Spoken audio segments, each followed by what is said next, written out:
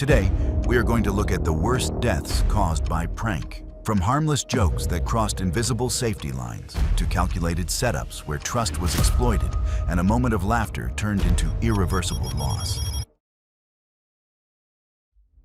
It was January 15th, 2016, when 19-year-old Amelia Finch made a decision that would cost her everything. Working part-time at a local coffee shop while studying environmental science, Amelia was known for her adventurous spirit and eagerness to please her friends. That weekend, she joined her college buddies Mason and Rhea at a remote lakeside cabin in northern Minnesota for what was supposed to be a fun winter getaway. Mason, a 20-year-old barista with an impulsive streak, had been documenting increasingly risky winter dares for social media. Amelia had no idea she was being misled into believing the ice was safe when none of them had actually checked it. Rhea, 19 and working retail, was always ready with her camera, eager to capture the next viral moment. The trio had no idea that a midweek warm spell followed by an overnight refreeze had created dangerously deceptive ice conditions on the lake. The challenge seemed simple enough. Walk 25 yards onto the frozen lake to plant a flag while being filmed. Mason joked that the ice was tested and safe, but none of them had actually checked its thickness or brought any safety equipment. No throw ropes, no ice picks, nothing that could help in an emergency. As afternoon shadows grew longer, Amelia stepped confidently onto what appeared to be solid ice near the shoreline. Her winter boots crunched on the surface as Mason and Rhea recorded from the safety of the dock.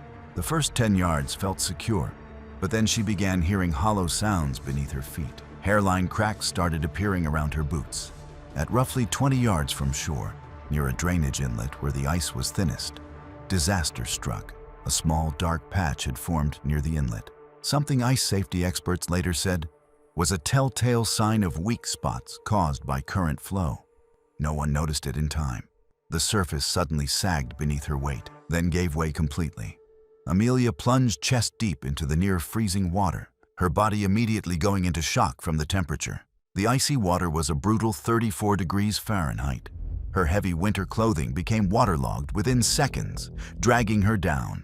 Every attempt to pull herself onto the ice edge only broke off more chunks, widening the hole. Her gloves couldn't grip the slippery surface, and panic set in as the cold began shutting down her motor functions. Mason and Rhea screamed from shore, but couldn't risk walking onto the unstable ice themselves.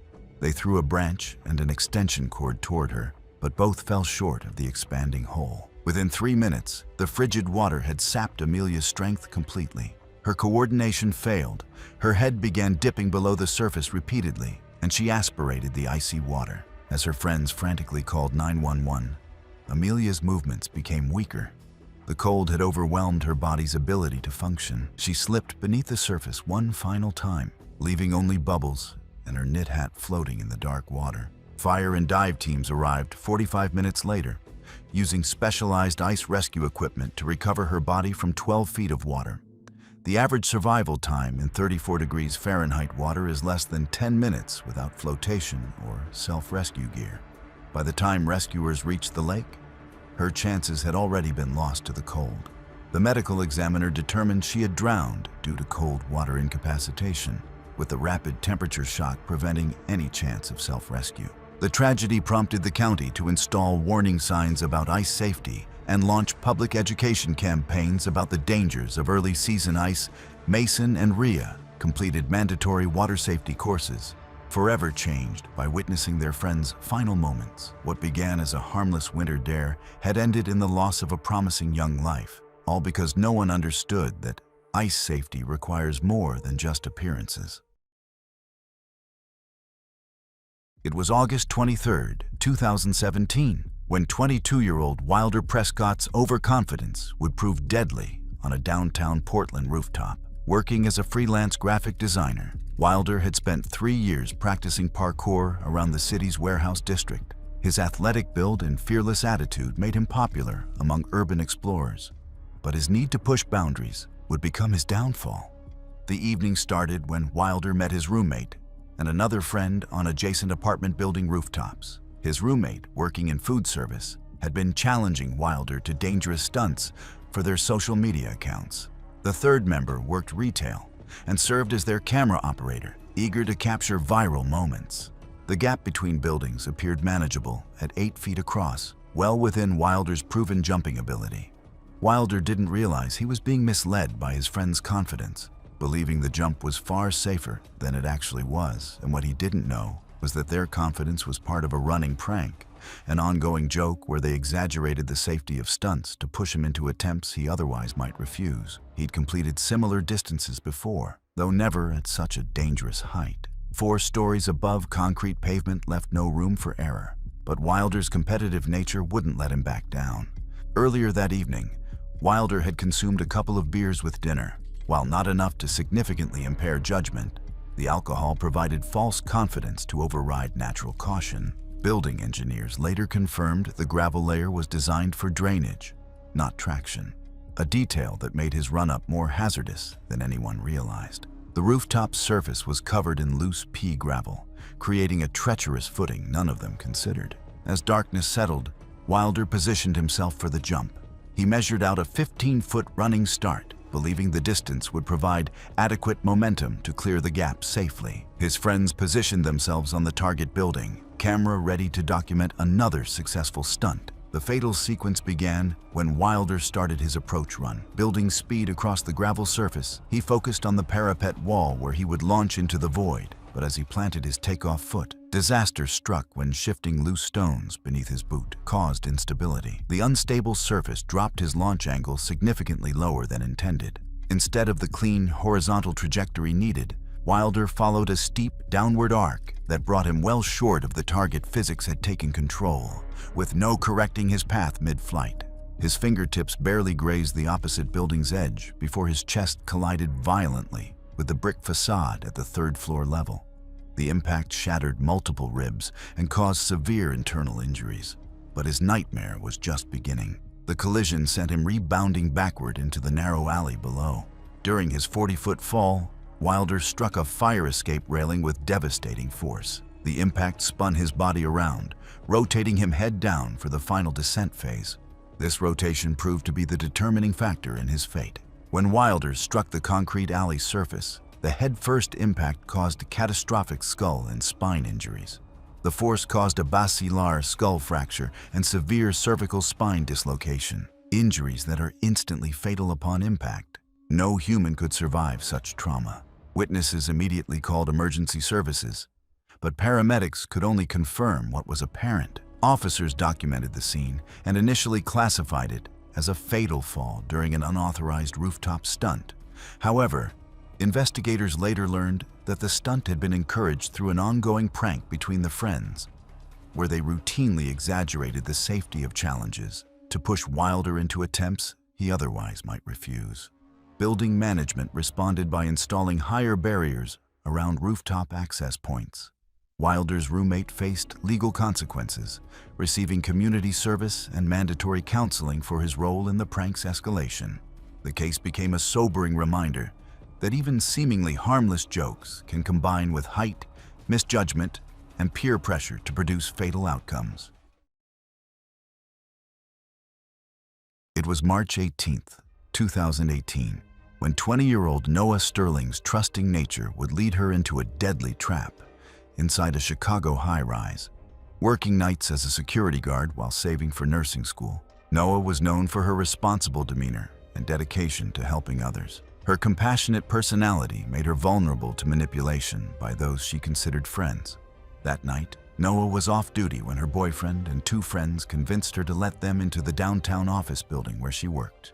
The boyfriend, employed at a warehouse, had a history of pushing boundaries for social media content. His friend worked in retail and carried a camera, while the 3rd member held a restaurant position and instigated their reckless adventures. The group claimed they wanted to explore the supposedly haunted upper floors for a ghost hunting video. Noah reluctantly agreed, using her security access to bypass after-hours restrictions she had been drinking earlier, which clouded her judgment about the serious protocol breach. The freight elevator had been out of service for maintenance, with shaft doors secured but not locked.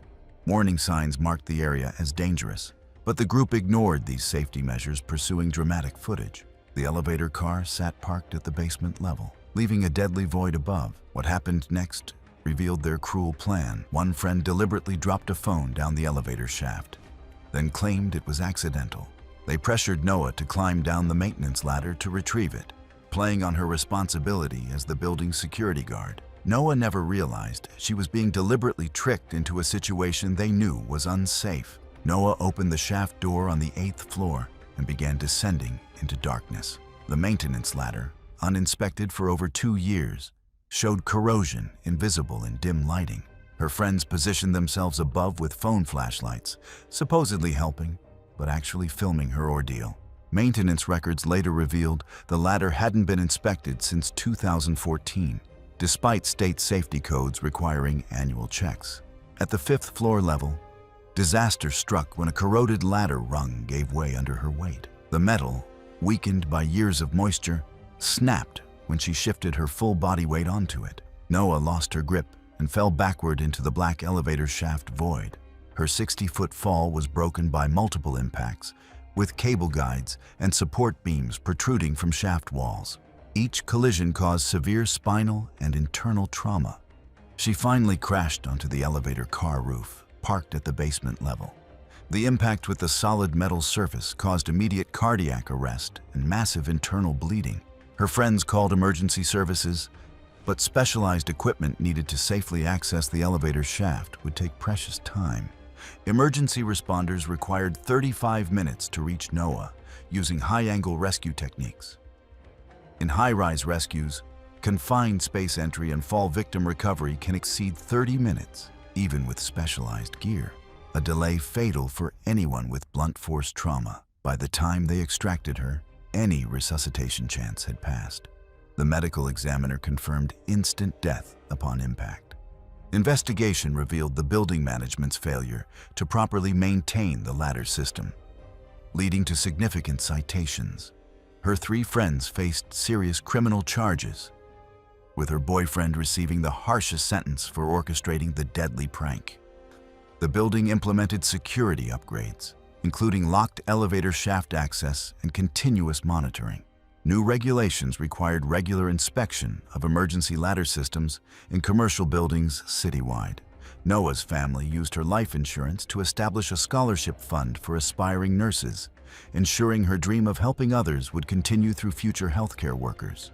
What began as a night of supposed fun ended with a young woman's death, proving that even those closest to us can harbor dangerous intentions when social media fame becomes more important than human life.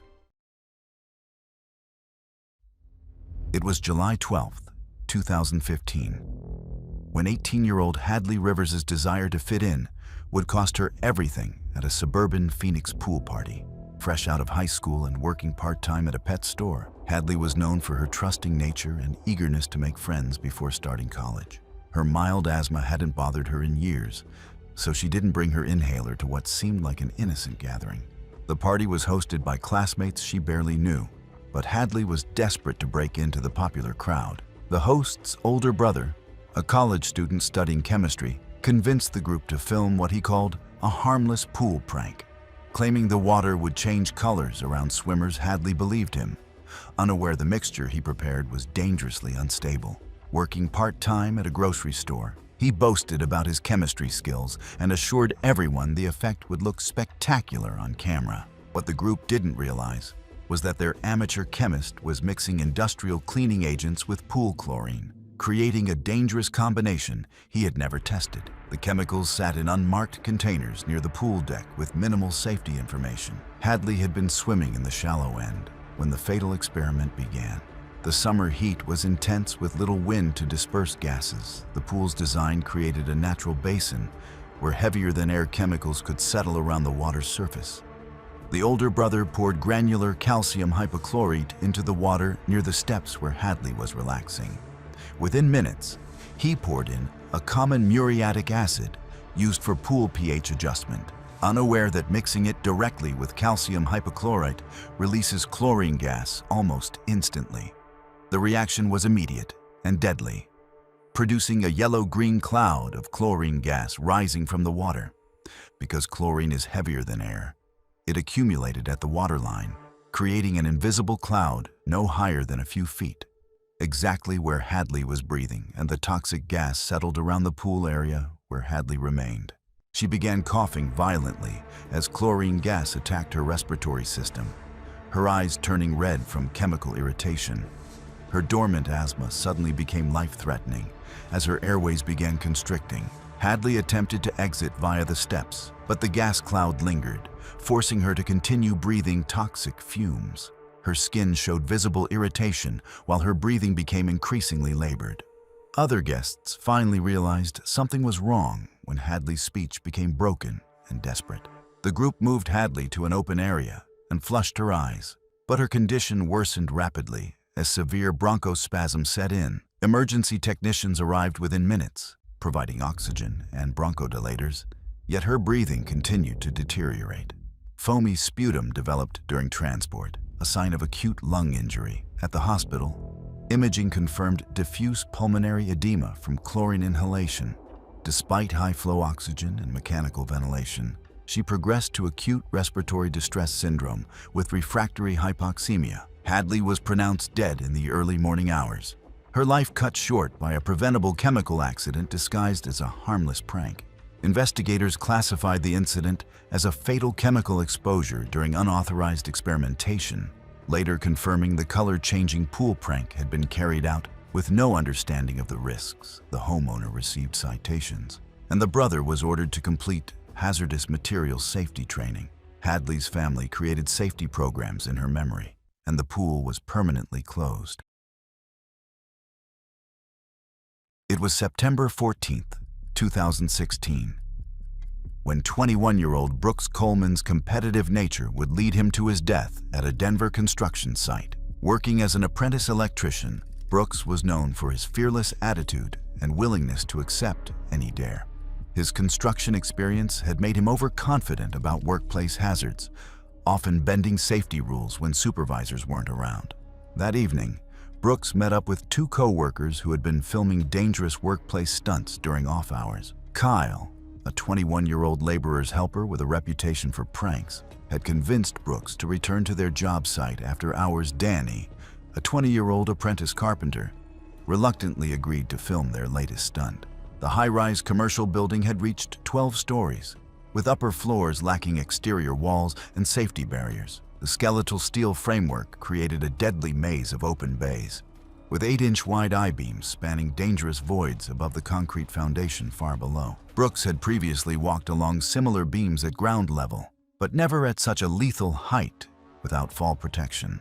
The group had no harnesses, no lifelines, and no safety nets.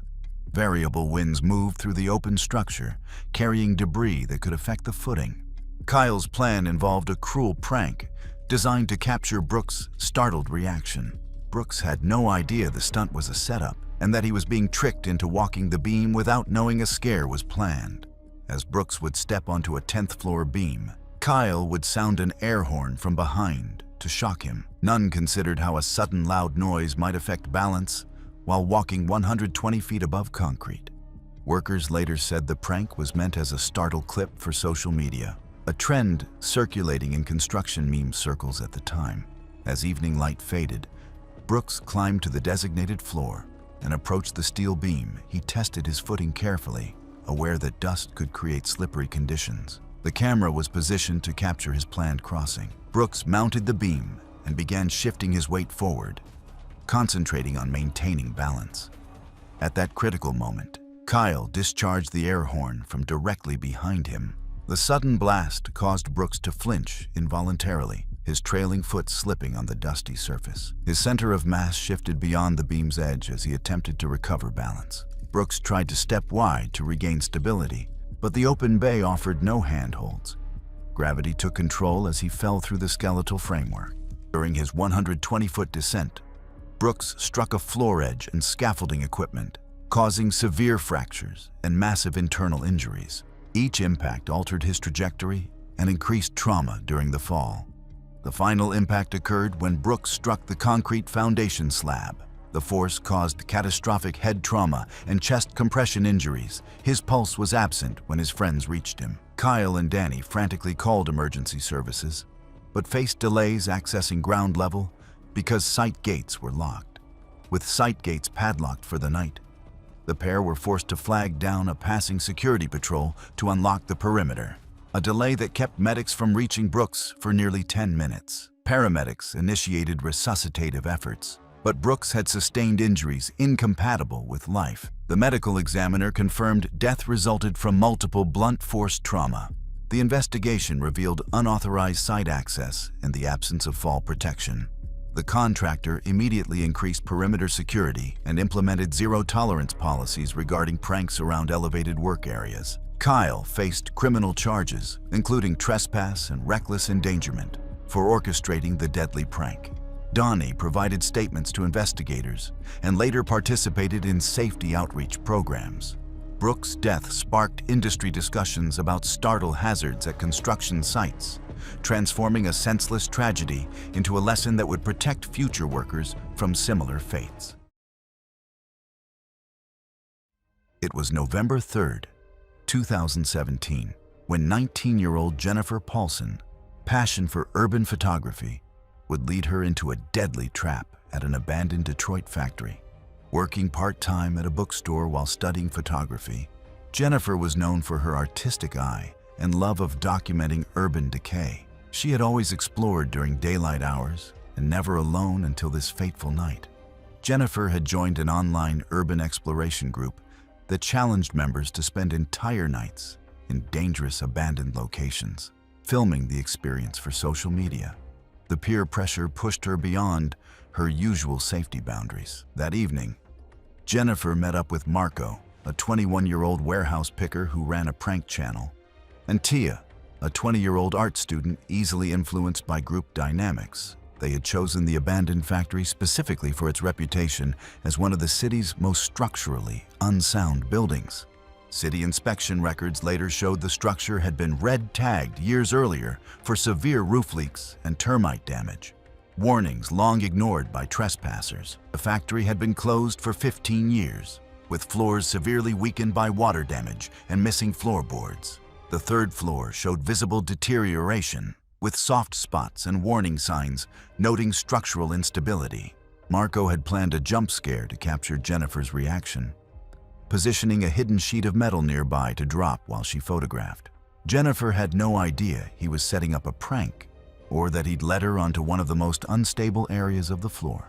As midnight approached, Jennifer set up her tripod near a large window. Marco positioned himself with the metal sheet while Tia filmed from the doorway, ready to document what they expected would be harmless. Marco released the sheet metal, creating a thunderous crash. Jennifer startled violently and stepped backward onto water-damaged plywood, concealing rotted floor joists beneath. The panel fractured completely. Jennifer fell through to the second floor, but the impact caused another section of compromised flooring to give way, sending her plummeting to ground level in a cascade of splintered wood and debris. During her descent, Jennifer struck multiple splintered joists and metal debris, sustaining severe spinal fractures and internal injuries. A protruding piece of rebar caused a deep abdominal wound, adding to her trauma. She landed on broken concrete and rusted equipment. The impact caused significant bleeding and left her completely paralyzed below the waist, trapped in the cold, dark building with life-threatening injuries. Inside the steel-reinforced structure, cell signals barely registered. Emergency calls dropped repeatedly, forcing them to run outside before contact could be made. They applied pressure to her wounds using clothing and ran to find an exterior door to guide emergency responders. Emergency access was delayed by the building's size and debris blocking entry points. Responders eventually reached Jennifer using specialized equipment, but her vital signs had deteriorated rapidly due to blood loss and cold exposure. Jennifer was pronounced dead at the scene after unsuccessful resuscitation attempts. The medical examiner cited multiple blunt force injuries with hemorrhage and exposure as contributing factors. The property owner secured building entries and coordinated with officials to increase patrols around abandoned structures. Marco faced charges for trespass and reckless conduct tied to his staged prank. The campus exhibition of Jennifer's work included safety briefings for student photographers about structural hazards. When exploring abandoned locations, her death became a chilling reminder that urban exploration demands respect for decaying structures and that chasing social media content can exact the ultimate price.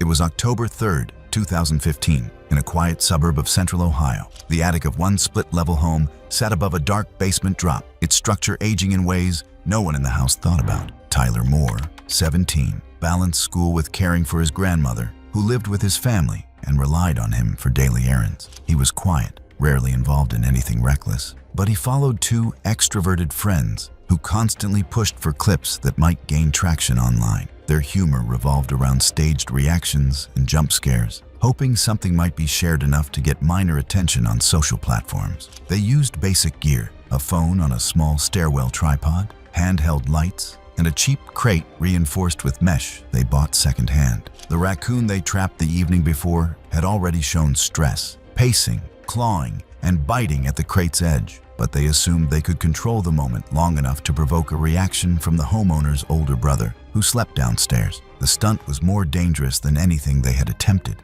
A wild animal in a confined space, a cluttered attic with brittle surfaces and limited visibility. The boys dismissed it, focused instead on setting up angles that showed Tyler handling the crate while the others filmed from the attic stairs. The stairwell phone video shows the crate being unlatched. As soon as the door cracked open, the raccoon erupted out, scrambling along the narrow joists. The boys startled, and the handheld lights swung wildly, washing the attic in uneven beams. Tyler climbed fully into the attic to contain the animal, stepping between joists where insulation dipped unevenly. The footage captured how limited his footing was and how close he was to the drywall panel covering the recessed storage space, which was not supported by joists and could not hold an adult's weight. The raccoon darted back toward him, then suddenly leapt past his left arm. Tyler turned sharply toward the movement, planting his right foot onto the brittle plasterboard. The panel cracked and collapsed immediately under his estimated 160-pound weight. His weight punched through, and the rest collapsed beneath him. The video caught the exact moment his body dropped through the ceiling, dust and broken drywall trailing behind. He fell about 14 feet, landing on the concrete basement floor with a blunt, forceful impact. His friends' screams echoed on the recording as they ran down the stairs, finding Tyler unconscious, bleeding heavily from the head, with visible skull indentation. One friend called 911 immediately. Emergency services arrived in roughly 4 minutes, initiated CPR, and transported him to a nearby trauma center. Resuscitation efforts continued, but he never regained consciousness. Investigators confirmed the collapse occurred due to weight placed on unsupported drywall. The coroner reported multiple skull fractures, bleeding around the brain, and widespread injury inside the brain itself from the sudden stop against concrete. Cause of death was severe traumatic brain injury. Afterward, Tyler's grandmother lost the support she depended on, prompting a relative to move in temporarily. The two friends faced juvenile charges for unlawful wildlife handling and completed community service focused on public safety education. It was May 14, 2016, on a narrow residential stretch in Bishopston, Bristol. The early light was flat and cool, and the road was quiet in a way that made small sounds stand out. Nothing appeared dangerous, but the conditions made any unexpected disruption more jarring than usual. Owen Clark, 29, followed this route nearly every morning. He balanced part-time work as an amateur running coach with a small job at a local sports shop, using jogging to manage long-standing anxiety. He coached kids from low-income families on afternoons he wasn't working, drawing occasional support from a community youth program and a small local athletic brand that donated gear for his team. For runners like him, the technical focus was on stable footing, predictable surfaces, and maintaining awareness at crossings. The intersection he used was considered safe because it had mild traffic and clear sight lines. Despite that, Owen was aware that the road had one quirk, a blind driveway, where vehicles could emerge without much warning. He compensated by slowing slightly as he passed it, a habit verified in his GPS log. That morning, he kept to the same routine, aiming for a steady pace before meeting two junior athletes later that week. He was preparing them for a small charity relay and wanted to test part of the route himself. Across the street, a group of teenagers had been lingering around the area for 2 days, discussing a prank meant to record startled reactions from runners. They carried a handheld air horn normally used at parties. One of them had checked traffic patterns earlier and noted that mornings were quiet. They chose a hedge across from the intersection, believing they were positioned safely away from the road and out of sight. That morning, at 7:16 a.m., Owen approached the crossing. Weather reports later confirmed a slight drop in temperature that made the road's surface firmer than usual, affecting traction slightly. Witnesses saw him adjust his stride as he prepared to cross. At the same moment, an SUV rolled out from the blind driveway at a slow but steady speed. The driver was estimated at approximately 18 miles per hour, giving limited time to react. The teenage group crouched lower, waiting for Owen to reach the midpoint of the intersection, ignoring the sound of tires they likely heard but dismissed as distant. At 7:18 a.m., the air horn detonated from just a few feet away. CCTV from a home across the street, later reviewed by investigators, captured how abruptly Owen reacted. His body jolted sideways and backward from the shock, his left foot landing on the curb edge at an angle that caused his ankle to twist. He lost balance fully and fell off the curb into the road. The SUV's driver applied the brakes instantly, but the distance was too short to prevent impact. The front bumper struck Owen's right side and head as he was still falling. The bumper impacted his chest and head simultaneously, causing him to rotate and hit the asphalt with severe force. Two nearby residents ran to him within seconds, pulling him clear of the vehicle. The driver called emergency services immediately. Others flagged down traffic and attempted basic first aid. Paramedics arrived 7 minutes after the call and initiated advanced life support, but his injuries were extensive. He was transported to a nearby hospital and pronounced dead shortly after. The coroner's report cited blunt head trauma with a depressed skull fracture, traumatic injury to the cervical spine, and massive intracranial bleeding. The cause of death was fatal blunt force trauma consistent with a pedestrian vehicle impact. In the weeks that followed, the running club Owen helped lead paused all group sessions and organized a memorial to support youth coaching. Police used CCTV to identify the teenagers, who were later charged with public nuisance and reckless endangerment.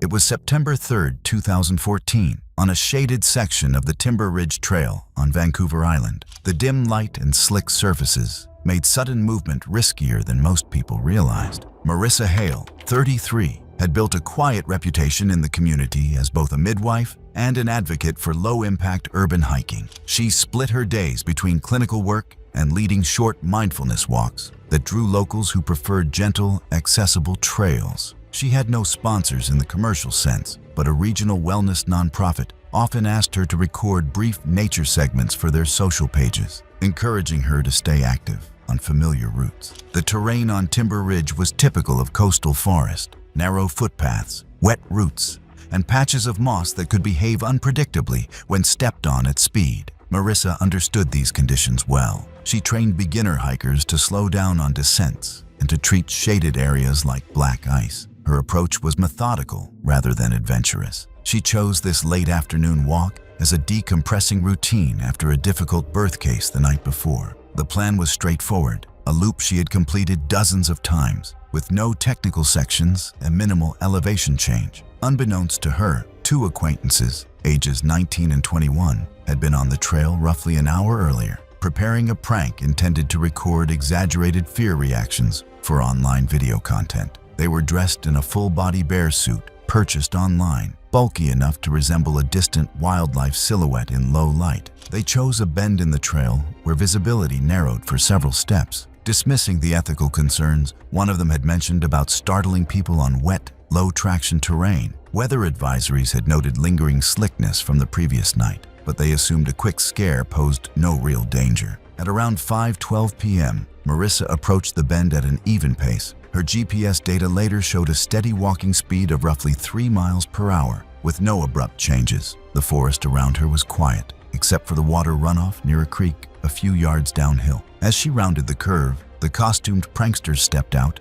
and produced a loud, guttural roar. They were close enough that the shape was unmistakably large, though obviously unnatural upon prolonged look, something she didn't have time to process. She spun around instantly and broke into a downhill run. One prankster was holding a handheld camera, and the recorded footage showed the sequence with jarring clarity. Marissa's stride accelerated rapidly, her arms tense, her footfalls loud against wet ground. The camera caught roughly 10 seconds of her descent before the operator stumbled and the device fell sideways into ferns. In the final frame before it tipped, she was sprinting toward a narrow creekside ledge bordered by moss-covered stones and exposed roots, approximately 13 feet above a jagged rock outcrop below. She slipped on a slick patch just as she attempted to turn. Witness analysis and rescue markings indicated her right foot landed on a thin layer of wet moss over the stone lip, causing it to slide forward while her upper body momentum carried her over the edge. She pitched sideways, crossed the shallow lip without breaking,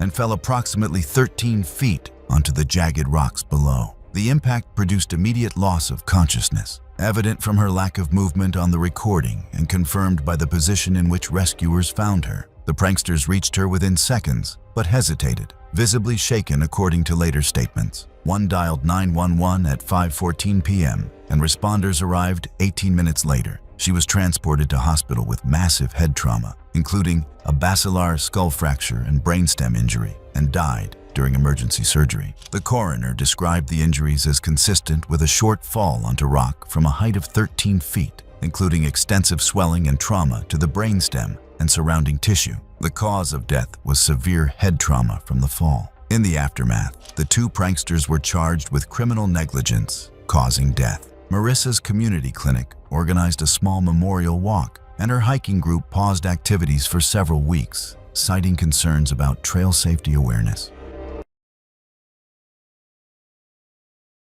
It was November 12, 2017, on a small grazing property outside Dubbo in New South Wales. Several farmhands later noted that the paddocks were unusually quiet, with a faint hum near the fence line that most of them ignored. Lachlan Reed, 21, was midway through his traineeship as a landscape gardener. He split his time between coursework, local yard contracts, and volunteering for elderly neighbors who relied on him for pruning and minor repairs. He was patient, soft-spoken, and methodical, traits that made him popular among clients. His training emphasized safe handling of outdoor hazards, snakes, wasp nests, and sharp branches, though he had minimal exposure to large, established feral bee colonies. He wore basic work gear most days: canvas pants, steel-toe boots, and a light, breathable shirt meant for yard labor rather than wildlife encounters. That afternoon, a fence lined with thick wooden posts, where a substantial feral bee colony had nested inside a hollow knot of timber. The hive was roughly 2 feet across, larger than it appeared from a distance, and bees entered and exited steadily. Lachlan knew bees were common in the region, but he had no reason to believe this colony was aggressive. He had never shown serious allergic reactions,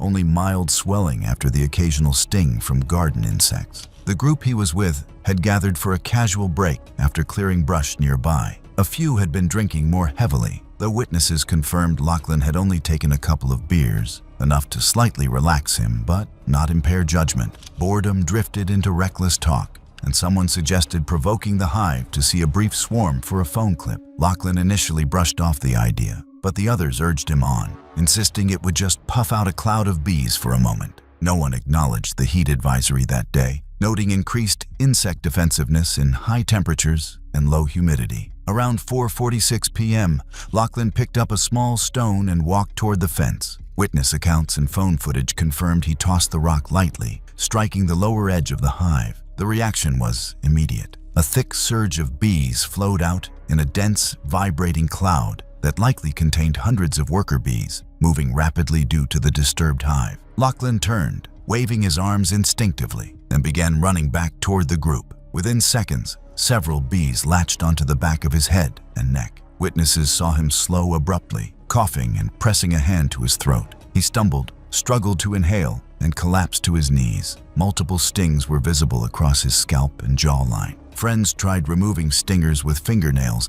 and applied wet cloths, but swelling progressed rapidly. One person called emergency services at 4:47 p.m. Paramedics arrived 8 minutes later and found him with severe facial and neck swelling, hypotension, and a constricted airway. He went into cardiac arrest en route and was pronounced dead soon after arrival. The coroner described a rapid, severe anaphylactic reaction triggered by multiple stings concentrated on the head and neck, which caused his airway to swell to the point that breathing was nearly impossible. The lack of oxygen caused further organ damage, consistent with what is observed in massive bee sting-induced anaphylaxis. In the aftermath, The landscaping company he trained with introduced mandatory allergy testing, epinephrine training, and emergency response instruction for all workers. A community fundraiser helped support his partner, and several friends later disclosed ongoing guilt over encouraging the dare that led to his death. It was August 18, 2018, on the wooden pier at Brighton, UK. Early pedestrians noted gulls circling overhead, but the pier itself appeared calm and quiet. No one present anticipated that the day's lighthearted antics would culminate in a lethal accident. Jordan Pike, 19, was a first-year university student studying marine biology. He was quiet and diligent, often keeping late hours studying or volunteering for local environmental cleanup programs. Despite his reserved nature, he had a playful streak with close friends, occasionally agreeing to harmless pranks. Jordan was in typical casual attire that morning: jeans, a lightweight jacket, and trainers. His environment, a public pier with timber decking over open water, was stable under normal conditions, but required care when footing was compromised, and the railings were weathered and partially weakened from years of saltwater exposure. He had recently started documenting wildlife along the coast for a small social media following, balancing study and hobby with modest camera gear. Jordan's friends often encouraged viral-style antics for amusement, though he generally avoided reckless stunts. That morning, he had consumed a small amount of alcohol, but was not impaired. The technical risk lay in the pier itself: timber planks prone to slipperiness, uneven boards, and a rotten section of railing hidden from casual view, factors unnoticed by Jordan or his friends in their playful mood. The group decided on a prank after finding Jordan asleep on a bench. The idea was simple: scatter fries over him and film seagulls descending to feed. The friends positioned him near the railing and recorded, expecting only minor squawking and pecking. No one inspected the railing's condition. The ocean breeze and residual mild intoxication slightly impaired Jordan's balance, but the pranksters disregarded caution, prioritizing laughter and potential video views. As the birds intensified their pecking, Jordan awoke abruptly, startled by the flurry of wings and snapping beaks. Footage from a witness phone shows him thrashing to shoo the gulls, stumbling toward the pier edge in panic. He leaned against the rotten railing, which failed beneath his weight. Jordan toppled forward, plunging roughly 8 feet into the water below, striking the underside support beams on descent and sustaining immediate cranial and upper torso trauma. A bystander reacted quickly, jumping into the water and pulling Jordan to the surface within minutes. He was unconscious, gasping and coughing seawater. Emergency services arrived approximately 8 minutes later. Attempts at resuscitation continued on site and during transport to hospital, but he never regained consciousness. The combined blunt trauma and aspiration proved unsurvivable. The coroner's report described a basilar skull fracture with brainstem injury, significant seawater aspiration, and pulmonary edema. The cause of death was listed as combined blunt craniocerebral trauma and drowning. Aftermath measures included pier authorities inspecting and replacing multiple decayed railing sections. Jordan's friends faced minor legal consequences, including criminal trespass citations, while the incident prompted local campaigns warning of pier hazards and the dangers of alcohol-impaired pranks near water.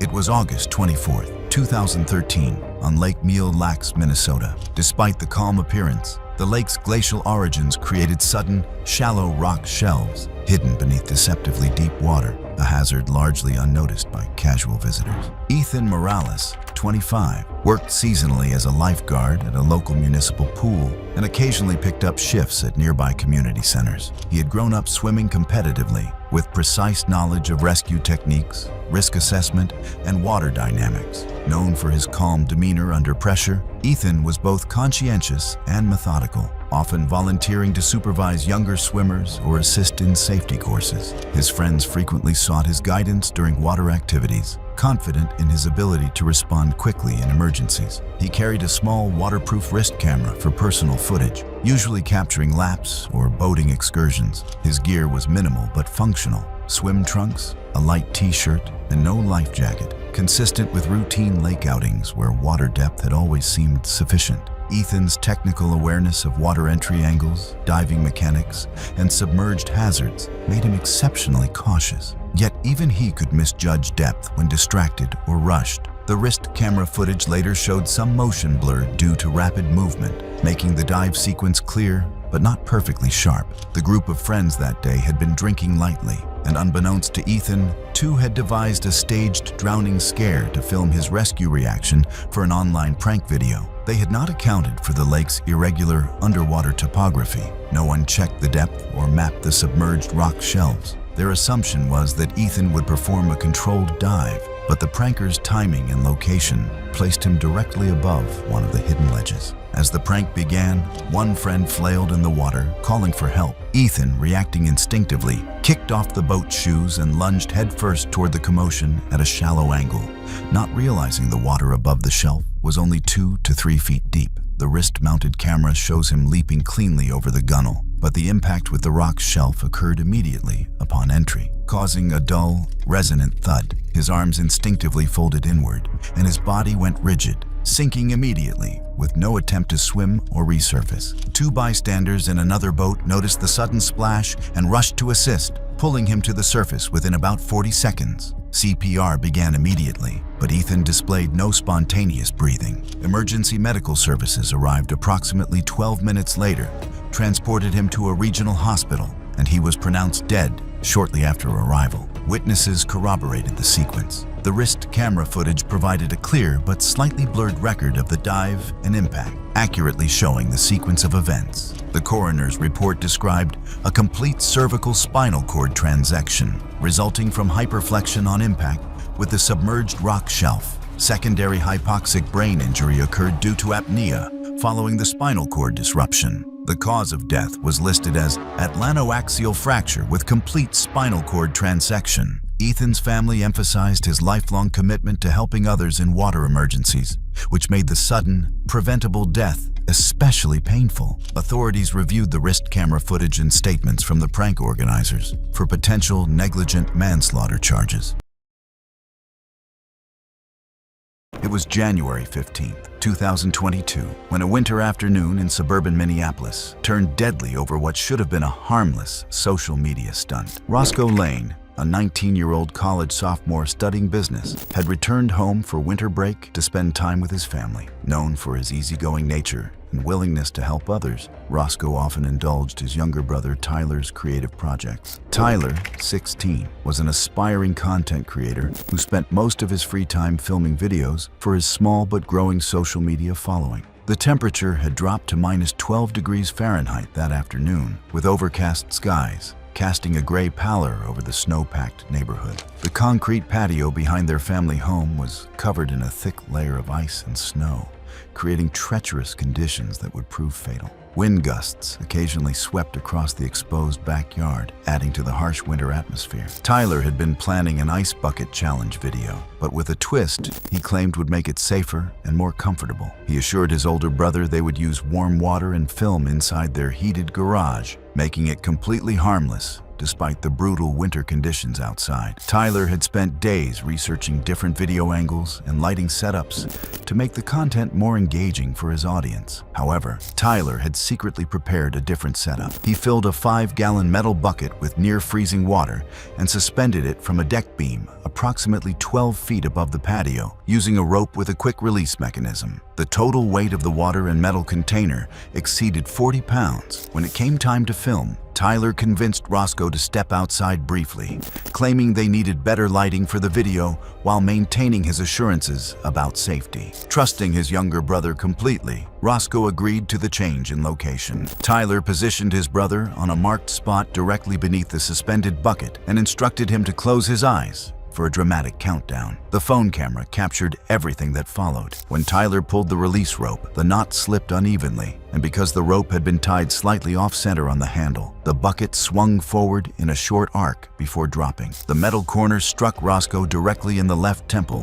while the frigid water hit him simultaneously. The video showed the bucket rotating as it fell, which caused the corner to make the first point of contact. The impact generated a sharp metallic sound, captured clearly on the recording, followed by the thud of Roscoe's body hitting the patio. Roscoe collapsed backward onto the concrete patio, his breathing becoming shallow as blood appeared at his scalp, details visible on the recording. Responders later noted that Roscoe's clothing had already stiffened with ice in the sub-zero air. The combination of near-freezing water and -12 degrees Fahrenheit wind gusts created rapid conductive heat loss, which paramedics documented on their initial assessment. Emergency responders arrived within 8 minutes of Tyler's frantic call. Paramedics found Roscoe unconscious, with a severely depressed level of consciousness and signs of significant head trauma. His core temperature was already falling by the time paramedics assessed him, consistent with the rapid heat loss noted earlier in the call. Roscoe was rushed to a nearby trauma center, where CT scans revealed a temporal bone fracture with intracranial hemorrhaging.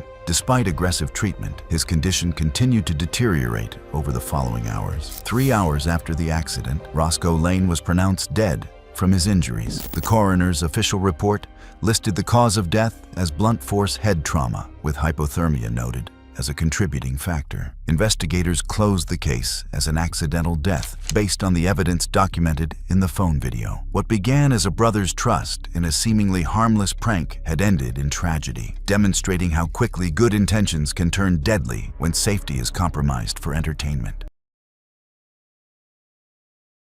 It was July 4th, 2015, when a 4th of July pool party in Phoenix turned into a nightmare that would claim the life of someone who trusted her friends completely. Tess Sinclair, a 25-year-old marketing professional, had always been adventurous and embraced life with infectious enthusiasm. She had been swimming competitively since childhood and felt completely at home in the water. Tess worked for a local advertising agency and was known among colleagues for her creative energy and positive attitude that made her popular in both professional and social settings. The evening temperature held steady at 89 degrees under clear Arizona skies, perfect for the backyard celebration. The residential pool featured underwater lighting in the deep end, which measured 8 feet, while the shallow end provided a 3-foot depth. The homeowner had recently installed new LED lighting systems that created an inviting ambiance for evening gatherings. Tess's friend group had planned what they considered a harmless surprise, using a remote-controlled device designed to look like a shark fin,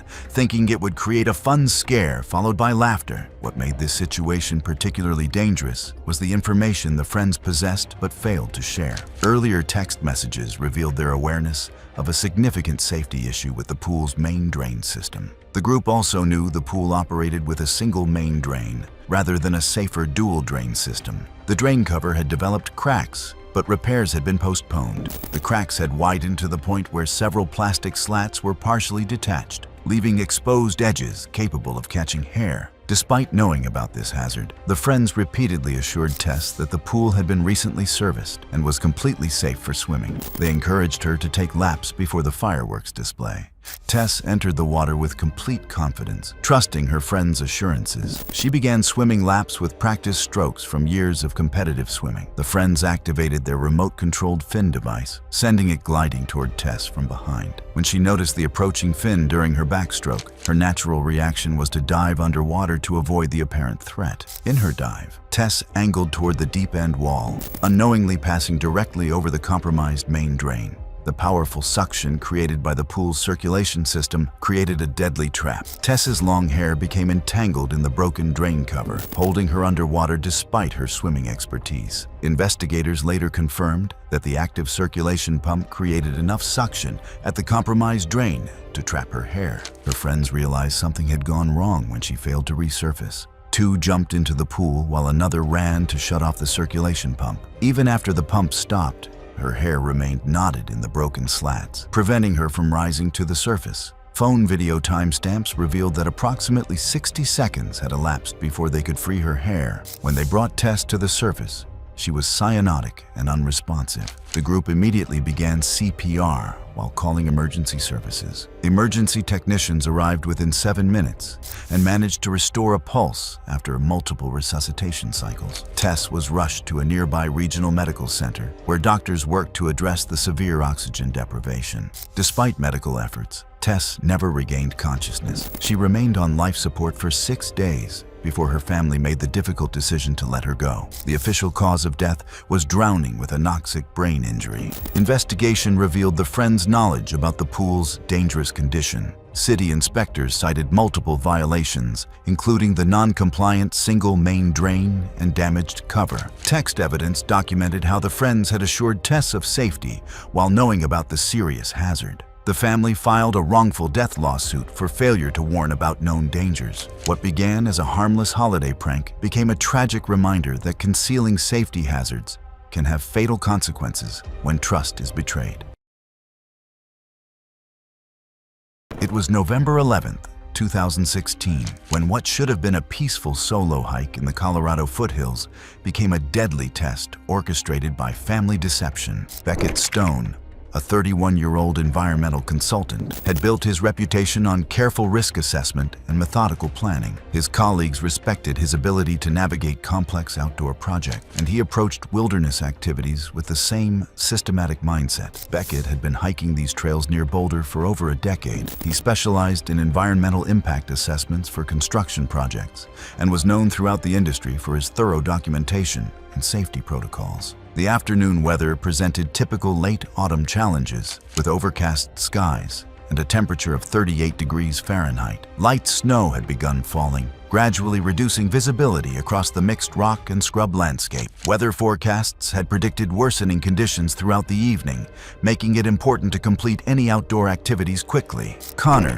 Beckett's younger brother, who worked as an emergency communications coordinator, had contacted him earlier that week with what he described as an important request. Connor explained that the local search and rescue team needed to conduct a training exercise and required an experienced hiker to serve as a practice subject. Connor assured Beckett that the exercise would be completely controlled and safe, emphasizing that his outdoor experience made him perfect for the training scenario. He provided specific instructions about where to position himself and how to signal the aircraft. What Beckett didn't realize was that Connor had fabricated the entire training exercise story. Instead of coordinating with search and rescue teams, Connor had placed a genuine emergency call to dispatch services, using Beckett's name and location to report a hiker in distress. When Beckett heard the helicopter approaching, he followed Connor's detailed instructions without question. Trusting his brother's assurances about safety protocols, he climbed onto an exposed rock formation that provided clear visibility for the aircraft crew.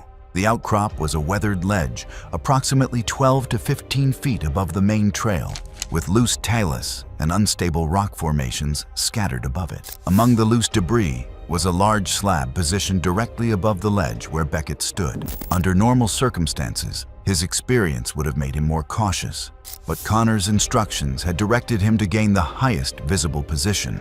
The helicopter crew, unaware of any scheduled training exercise, treated the situation as a legitimate emergency response. They began a careful approach to assess the reported victim's condition. As the aircraft maneuvered into position, additional air disturbance swept across the already unstable slope above Beckett's position. Investigators later determined that the helicopter's rotor wash intensified existing slope instability, contributing to a large slab of rock weighing approximately 200 pounds breaking free. The boulder broke free just as Beckett shifted his weight to descend, striking him before he could move out from beneath the overhanging rock. The massive rock pinned his torso against the formation, causing immediate and catastrophic internal injuries. Nearby hikers witnessed the rock fall and contacted emergency services, while the helicopter crew radioed in the accident. Ground rescue personnel reached Beckett using technical rope systems, but his injuries made any intervention impossible. He was pronounced dead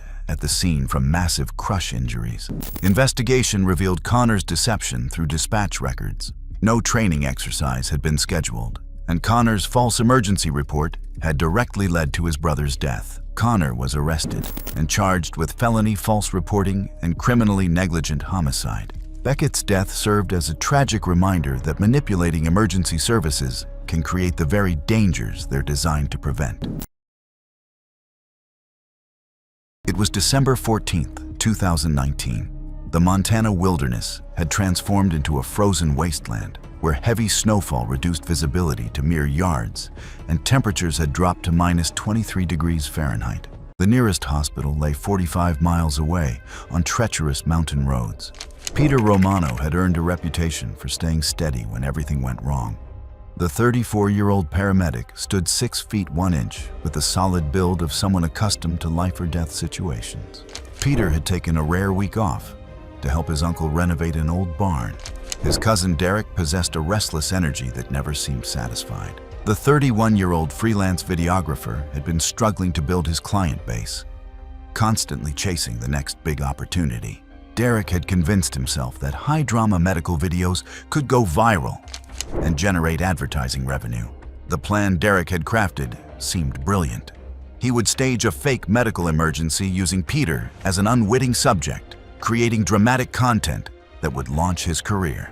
During their break, Peter swallowed his early afternoon dose of antiarrhythmic heart medication, something he rarely talked about. That afternoon, Derek prepared coffee for both of them. What Peter didn't know was that Derek had secretly mixed 30 grams of activated charcoal powder into his cup, disguising it as a health supplement. Derek assured his cousin it was completely safe. Peter, trusting his family completely, consumed the entire cup while they discussed their progress. The bitter taste seemed normal for what Derek had described as a detox blend. About 30 minutes later, Peter felt a wave of cramping, nausea, and lightheadedness, right when his medication should have been taking effect. Derek immediately began filming, feigning concern while secretly documenting what he believed would be valuable footage. But Derek had made a catastrophic miscalculation. The massive dose of activated charcoal began binding to essential medications in Peter's system. It's because Peter had taken his medication only minutes earlier. The charcoal bound to it before it could be absorbed. His medical training immediately recognized the symptoms of serious arrhythmias developing. He instructed Derek to call 911 immediately. Derek, still convinced this was part of his planned scenario, continued filming instead of seeking help. He assured Peter that the symptoms were temporary. Peter's condition deteriorated with terrifying speed as his cardiac medication was completely neutralized. His heart rhythm became increasingly erratic, and he collapsed on the barn floor, going into full cardiac arrest, while Derek finally realized his entertainment had become a genuine emergency. The 911 call came too late. The remote location and severe weather meant the nearest ambulance was 45 minutes away. Derek attempted CPR based on Peter's instructions, but his lack of training made his efforts ineffective. When emergency responders finally arrived, they found Peter in complete cardiac arrest. Despite advanced life support measures, he was pronounced dead at the regional medical center. The medical examiner determined that death resulted from cardiac arrhythmia caused by the sudden withdrawal of essential heart medication due to activated charcoal absorption. Derek's own video footage provided investigators with complete documentation, and prosecutors secured an involuntary manslaughter conviction that resulted in a multi-year prison sentence. Peter Romano, who had dedicated his career to saving others during medical emergencies, died because someone he trusted had weaponized his own medical vulnerability for social media fame. It was March 8, 2016, when a birthday surprise on a dark California highway became a fatal case of deception gone wrong. Indigo Reed, a hard-working 22-year-old warehouse employee, had just finished another late shift at a distribution center outside Bakersfield. Known for her reliability and cautious nature, Indigo always took the same route home along quiet rural roads. She had worked at the facility for nearly 3 years and was respected by supervisors for her consistent performance and attention to detail. Her 3 roommates had been planning what they believed would be an unforgettable birthday surprise. They wanted to create something memorable that would make for great content and give her an adrenaline rush. The group had been living together for over 18 months and considered themselves close friends who enjoyed elaborate celebrations and social media documentation. The plan involved staging a fake personal safety scenario. The roommates told Indigo that a local security company was offering free educational demonstrations to young women, emphasizing how completely safe and controlled the experience would be. They assured her it was a legitimate service designed to teach defensive driving. What Indigo didn't know was that no security company existed. Her roommates had recruited Marcus, an acquaintance who did amateur theater, to play a would-be attacker. They chose an isolated stretch of 2-lane highway for the demonstration, far from witnesses. The location was deliberately remote, surrounded by farmland with minimal street lighting, creating what the roommates believed would be a harmless scare, followed by laughter. As Indigo drove through the darkness, she spotted a masked figure stepping near the road shoulder. Marcus raised what appeared to be a handgun. Investigators later confirmed it was an airsoft replica with the orange tip removed. He was positioned near the left edge of the roadway, partially stepping toward Indigo's lane. Despite prior assurances about safety, Indigo's survival instincts took over. The scenario felt too real, and her cautious personality made her assume the worst. Rather than stopping as expected, she pressed the accelerator and jerked the steering wheel right. Her vehicle left the asphalt at approximately 45 miles per hour, skidding along gravel before striking a concrete drainage culvert. The front passenger side wheel hit the concrete lip of the culvert, initiating the rollover. The car rolled multiple times before coming to rest upside down in a shallow irrigation ditch. Marcus immediately called emergency services, explaining that what appeared to be a real emergency had actually been a planned demonstration gone wrong. When first responders arrived, they found Indigo trapped in the inverted vehicle, unresponsive despite deployed airbags. The windshield had spiderwebbed from impact, and the roof was partially crushed. According to the fire rescue report, extrication required hydraulic tools and took more than 40 minutes. Despite paramedic efforts, Indigo showed no signs of breathing and could not be revived. The coroner's examination revealed Indigo had suffered a cervical spine fracture with complete spinal cord transection, causing immediate death at impact. Investigators recovered text messages between roommates that documented their deception about the supposed security company. The Highway Patrol's collision report attributed the loss of control to an evasive maneuver under perceived threat. Prosecutors pursued involuntary manslaughter charges,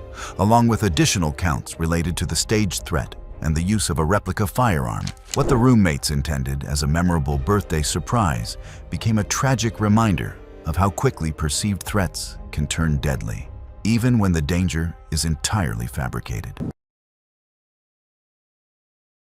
It was September 22, 2018, when a routine evening at a downtown Portland office building turned into a deadly mechanical nightmare orchestrated by misplaced trust. Holden Miller, a 28-year-old technology specialist, was known for his methodical approach and dedication to completing projects properly. That evening, he was wrapping up critical server maintenance in the 15-story building. Holden had been employed with the company for over 4 years and was considered one of their most reliable technical staff members. The building dates back to the 1960s, featuring an aging elevator system with traditional swing door landings. Most employees had left for the day, leaving the corridors quiet. The vintage architecture required constant maintenance and careful handling. Jake, a facilities coordinator, had developed what he considered an elaborate but harmless prank. Jake possessed a mischievous personality and enjoyed creating scenarios that would startle co-workers. Earlier that day, Jake told Holden that the elevator system had just undergone a comprehensive safety inspection and was operating at peak performance. He emphasized how recent maintenance made the elevators exceptionally safe. What Holden didn't realize was that Jake had accessed the machine room without authorization and manipulated the elevator controls. Building logs would later reveal no safety inspection had occurred, and Jake had deliberately bypassed critical door safety circuits. When Holden called for an elevator to return to the ground floor, everything initially seemed normal. The car arrived promptly and functioned as expected during descent from the 12th floor. However, as the elevator approached the 8th floor, Jake's tampering had defeated the mechanical door interlock, leaving the landing door unlocked. When Holden arrived, it stood slightly ajar, giving the appearance that the car was properly aligned. Through the intercom system, Jake announced what he claimed was a routine diagnostic test. He advised Holden that if the elevator floor appeared close to landing level, he could carefully step out to avoid inconvenience. Trusting Jake's earlier assurances about safety, Holden observed that the landing threshold appeared only a few inches below the car's floor level. The gap seemed manageable. The dim corridor lighting made the drop appear smaller than it was. As Holden attempted to step from the elevator to the landing, Jake's unauthorized modifications caused the car to make an unexpected movement of approximately 18 inches. The sudden shift created a dangerous shearing situation at the doorway. As the car shifted downward, Holden's lower body became caught between the car sill and the landing threshold, creating a crushing shearing force. The downward motion forced him off balance, causing him to slip beneath the threshold and fall into the shaft pit. Emergency responders worked for over an hour to safely extract Holden from the shaft while ensuring the elevator system was secured. Despite rapid response and professional medical care, Holden was pronounced dead from severe blunt force trauma and internal injuries caused by compression and fall. Investigation by state elevator inspectors revealed the full extent of Jake's unauthorized tampering with safety systems. Control logs and security footage confirmed Jake had defeated multiple safety interlocks. Prosecutors charged Jake with involuntary manslaughter due to criminal negligence and unauthorized access to building safety systems. Holden's death served as a stark reminder that workplace pranks involving safety equipment can have catastrophic results, regardless of intentions. It was June 9, 2022, at a small desert campground near the edge of the Mojave. Evening wind carried dust lightly between the sites as temperatures dropped. Families settled into their shelters for the night, while lanterns glowed through nylon walls, and the last conversations of the day drifted across the quiet loop. Jordan West, 7, and his sister Emily, 10, were camping with their parents for a weekend trip. Their tent sat near the center of the loop among several other family sites. Earlier in the day, a group of boys from a nearby campsite had been playing with novelty smoke firecrackers, setting them off on gravel paths where the smoke drifted harmlessly in the open air. As darkness set in, the boys lingered near their remaining firecrackers. According to other campers, they had discussed using the remaining firecrackers to bother children who were already inside their tents. They had placed unlit ones near other shelters earlier, creating momentary confusion without injury. Jordan and Emily's tent was partially zipped, and movement inside caught their attention. 2 lit firecrackers were slid beneath an outer panel near the ground. The boys appeared to expect only a brief puff of smoke. As the device slid under the flap, the burning fuse tip became pinned directly against the nylon, allowing the small flame to remain in contact long enough to ignite the synthetic fabric. Nylon camping tents can ignite quickly once exposed to sustained heat, and as the lower section burned, the structure began to collapse inward. Witness accounts varied. Some campers recalled hearing a sharp sound, while others noticed flickering light through the fabric, but assumed someone was using a lantern. Only when the flames intensified did people realize a tent was burning. By then, the lower half had already folded inward, filling the interior with dense smoke from melting synthetic fabric. The Wests ran toward the site after hearing shouting. At first, they could not tell which tent was involved, and several seconds passed before they recognized their own. Attempts to open the tent were slowed by heat, confusion, and limited visibility. People nearby tried pulling the collapsing material apart, but the structure continued to sag as the fire spread along the base. When the tent was finally opened enough to reach the interior, Jordan and Emily were pulled out. They were moved away from the flames while others tried to extinguish burning sections using water bottles and coolers. Emergency services were notified, though response time was slowed by the campground's remote location and difficulty accessing the loop. Both children were transported for medical care. Medical personnel later reported injuries consistent with smoke inhalation and exposure to a rapid tent fire, though the exact progression of events could not be determined. The timeline of when each child succumbed to the conditions remained unclear. The fire destroyed much of the physical evidence. Investigators found only charred tent material, partially burned objects, and the remains of several fireworks near the site. Because so much had been consumed, they could not identify the precise point of ignition. The boys involved were described as distressed and unable to give clear or consistent accounts, and questioning was limited due to their age and the presence of their parents. Investigators eventually determined only that fireworks had been used near the tent and ignited it, but many details about the exact sequence remained unknown. The incident was classified as a fatal accident resulting from a prank that unintentionally caused a rapidly spreading tent fire. It was April 19, 2019, in a small commercial strip outside Clarkston, Georgia. Overhead lamps cast uneven shadows across the pavement, and thin layers of pollen shifted along the lot each time a vehicle passed. The evening appeared routine until a series of avoidable decisions aligned within seconds. Jared Whitcomb, 22, arrived at the lot with his friends Lucas Marin and Chase Dorn. They regularly filmed short public reaction videos and improvised scenes, usually without structured planning. The group selected this area because the open rows of parking spaces and steady foot movement made it easier to record spontaneous responses. Their equipment included a handheld camera, lightweight masks, and 2 black imitation knives made of rigid polymer. The polymer knives were molded to resemble real blades, and in the dim center lot lighting, they were indistinguishable from actual knives. Environmental conditions contributed to what followed. The brightest lights were positioned near the storefronts,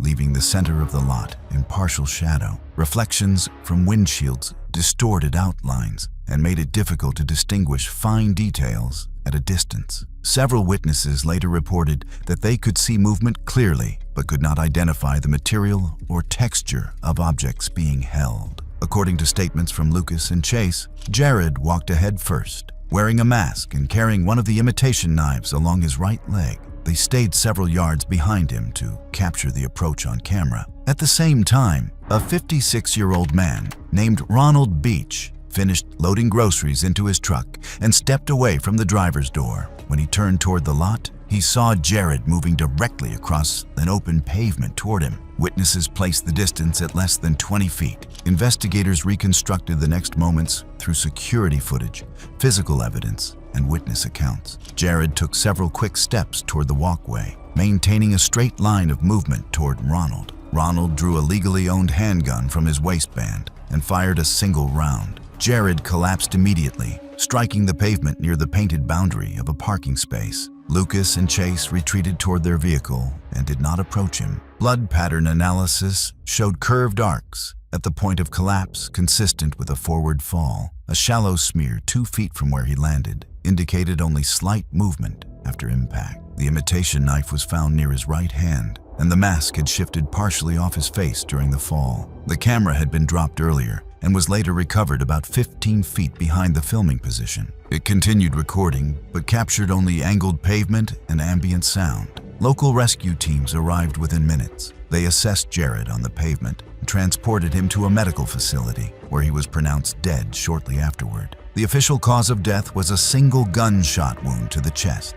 Forensic reviews showed residue patterns consistent with an intermediate range shot, which aligned with the distance witnesses described. Responders collected the imitation knife, the mask, and the recording device, which contained partial footage of the staging process. No functional weapons were recovered from Jared. Investigators concluded that Ronald reacted to what he believed was an imminent threat, influenced by lighting conditions and the appearance of the polymer blade. The final determination categorized the event as an accidental death resulting from misidentification during an unannounced staged scenario. It was September 3rd, 2021, in a remote climbing area known locally as Red Butte Pinnacle in northeastern Wyoming. Temperatures held at 52 degrees under low clouds, and steady southwest winds swept across the open meadow. The incoming system kept most climbers away, leaving the east side routes unusually quiet. Red Butte's primary ascent line followed a traditional crack system up a narrow volcanic pillar. The multi-pitch route required consistent technique, stable weather, and a leader capable of managing transitions across several ledges. Local instructors rated it suitable for intermediate climbers with reliable equipment and prior multi-pitch experience. Ethan Lau, 24, had driven to the site with 3 friends for a weekend climb. Ethan was the most technically experienced in the group, having completed several comparable multi-pitch routes in the region. His companions, Rob Ellis, Daniel Holt, and Chris Mendez, mostly climbed at indoor gyms and had limited practice outdoors. In preparation for the trip, Ethan spent several weeks reviewing anchor building, rope handling, and communication protocols with them. The group reached the trailhead at 2:45 p.m. Ethan laid out his gear in a methodical pattern, checking cams, ropes, helmets, and his personal harness, a well-maintained model he had used for the past year. The others organized their equipment beside him as the weather began to shift. Later that night, while Ethan slept, Rob and Daniel decided to play a prank. At approximately 11:40 p.m., they removed Ethan's harness from his gear pile and hid it in their vehicle, intending to reveal the joke during the morning pack-up. Based on later interviews, neither had considered the impact the missing harness might have on the climb's preparation window. The group woke before sunrise on September 4th. Ethan began his standard pre-climb check at 6:10 a.m., but could not find his harness after searching through every gear bag. After 20 minutes, Daniel offered his spare harness, a second-hand model he had purchased cheaply earlier that summer. Investigators later documented internal webbing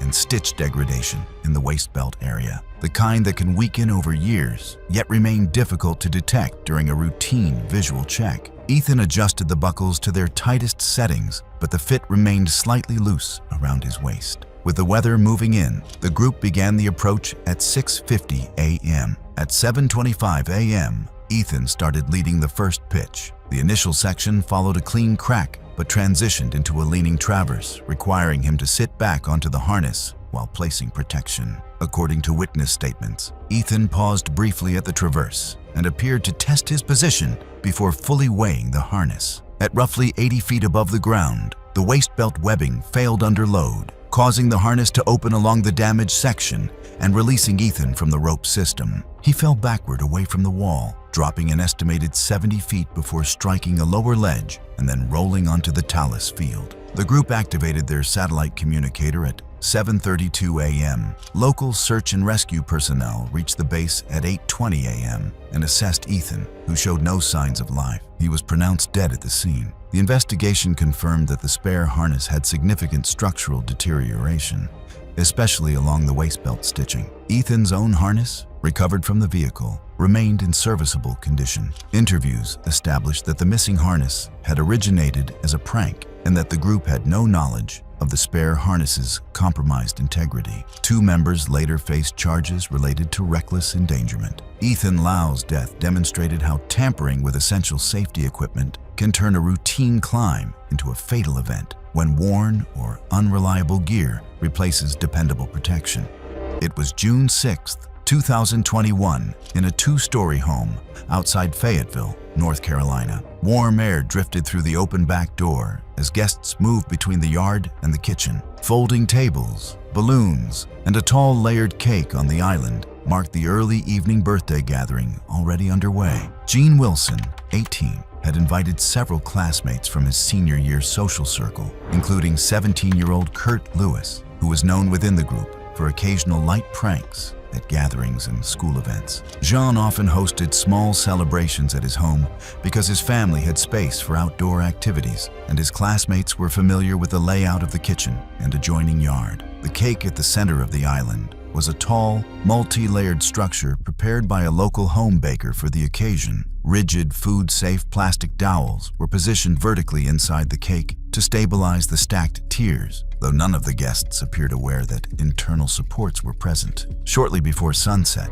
the group closed in around the island to record the singing. Several guests crowded close behind Jean, limiting available movement and leaving little clearance between the island and surrounding bodies. He leaned toward the candles, while others raised their phones, narrowing the physical space further. Investigators later reconstructed the next sequence using video recordings, injury measurements, and material evidence from the cake. When the singing ended, Kurt placed a hand behind Gene's shoulder and gave him a quick, firm shove intended as a joke, aiming to push his face lightly into the cake. Gene was already leaning toward the candles, and guests were packed closely behind him, leaving little room to step back or brace. The impact compressed the tall, multi-tier cake downward and exposed the upper ends of two rigid, food-grade plastic dowels used to stabilize the layers. One dowel penetrated just below Gene's right eye, traveling downward at a slight angle. The combined effect of the focused forward momentum and the dowel's rigidity produced a deep puncture extending into the orbital region. The second dowel scraped across the cheek, producing a long, superficial tear. Cake fragments on the counter displayed a clear, narrow channel consistent with the primary puncture path. John attempted to pull backward reflexively, but the position of the dowel and the limited available space caused additional tissue damage as he fell sideways against the island. Blood patterns on the countertop and floor showed a rapid onset of external bleeding. Several guests stepped away, and one recording device captured the moment he collapsed after slipping against frosting and icing debris. A family member guided him to the floor and attempted to maintain pressure on the wound using folded towels. The puncture site displayed heavy external bleeding from damaged facial vessels, and John lost responsiveness within minutes. Local rescue teams arrived after a call from the backyard and initiated emergency measures. He was transported to a medical facility under assisted ventilation. Medical documentation confirmed a penetrating facial and orbital injury with associated vascular damage. Imaging showed the rod had entered the orbital cavity and caused significant vascular injury, leading to rapid blood loss. Despite intervention attempts, Jean was pronounced dead shortly after arrival due to acute blood loss and traumatic injury to the surrounding structures. Responders collected the plastic dowels, sections of cake, and photographs of the impact area. Measurements from the dowels matched the depth, angle, and spacing of Jean's injuries. Analysis of the cake layers confirmed that the dessert had been made by a local home baker using standard tier stabilizing dowels, which are commonly placed inside tall layered cakes to prevent structural collapse. The dowels were fully concealed beneath frosting and interior layers, leaving no outward indication of their presence to guests. Kurt provided a statement acknowledging that he initiated the shove without knowledge of the internal supports. Investigators concluded that the death resulted from an unintended interaction between the prank-induced forward force and the concealed stabilization dowels inside the cake. The incident was classified as accidental, caused by misjudged proximity, limited spatial clearance, and a lack of awareness of the cake's internal structure.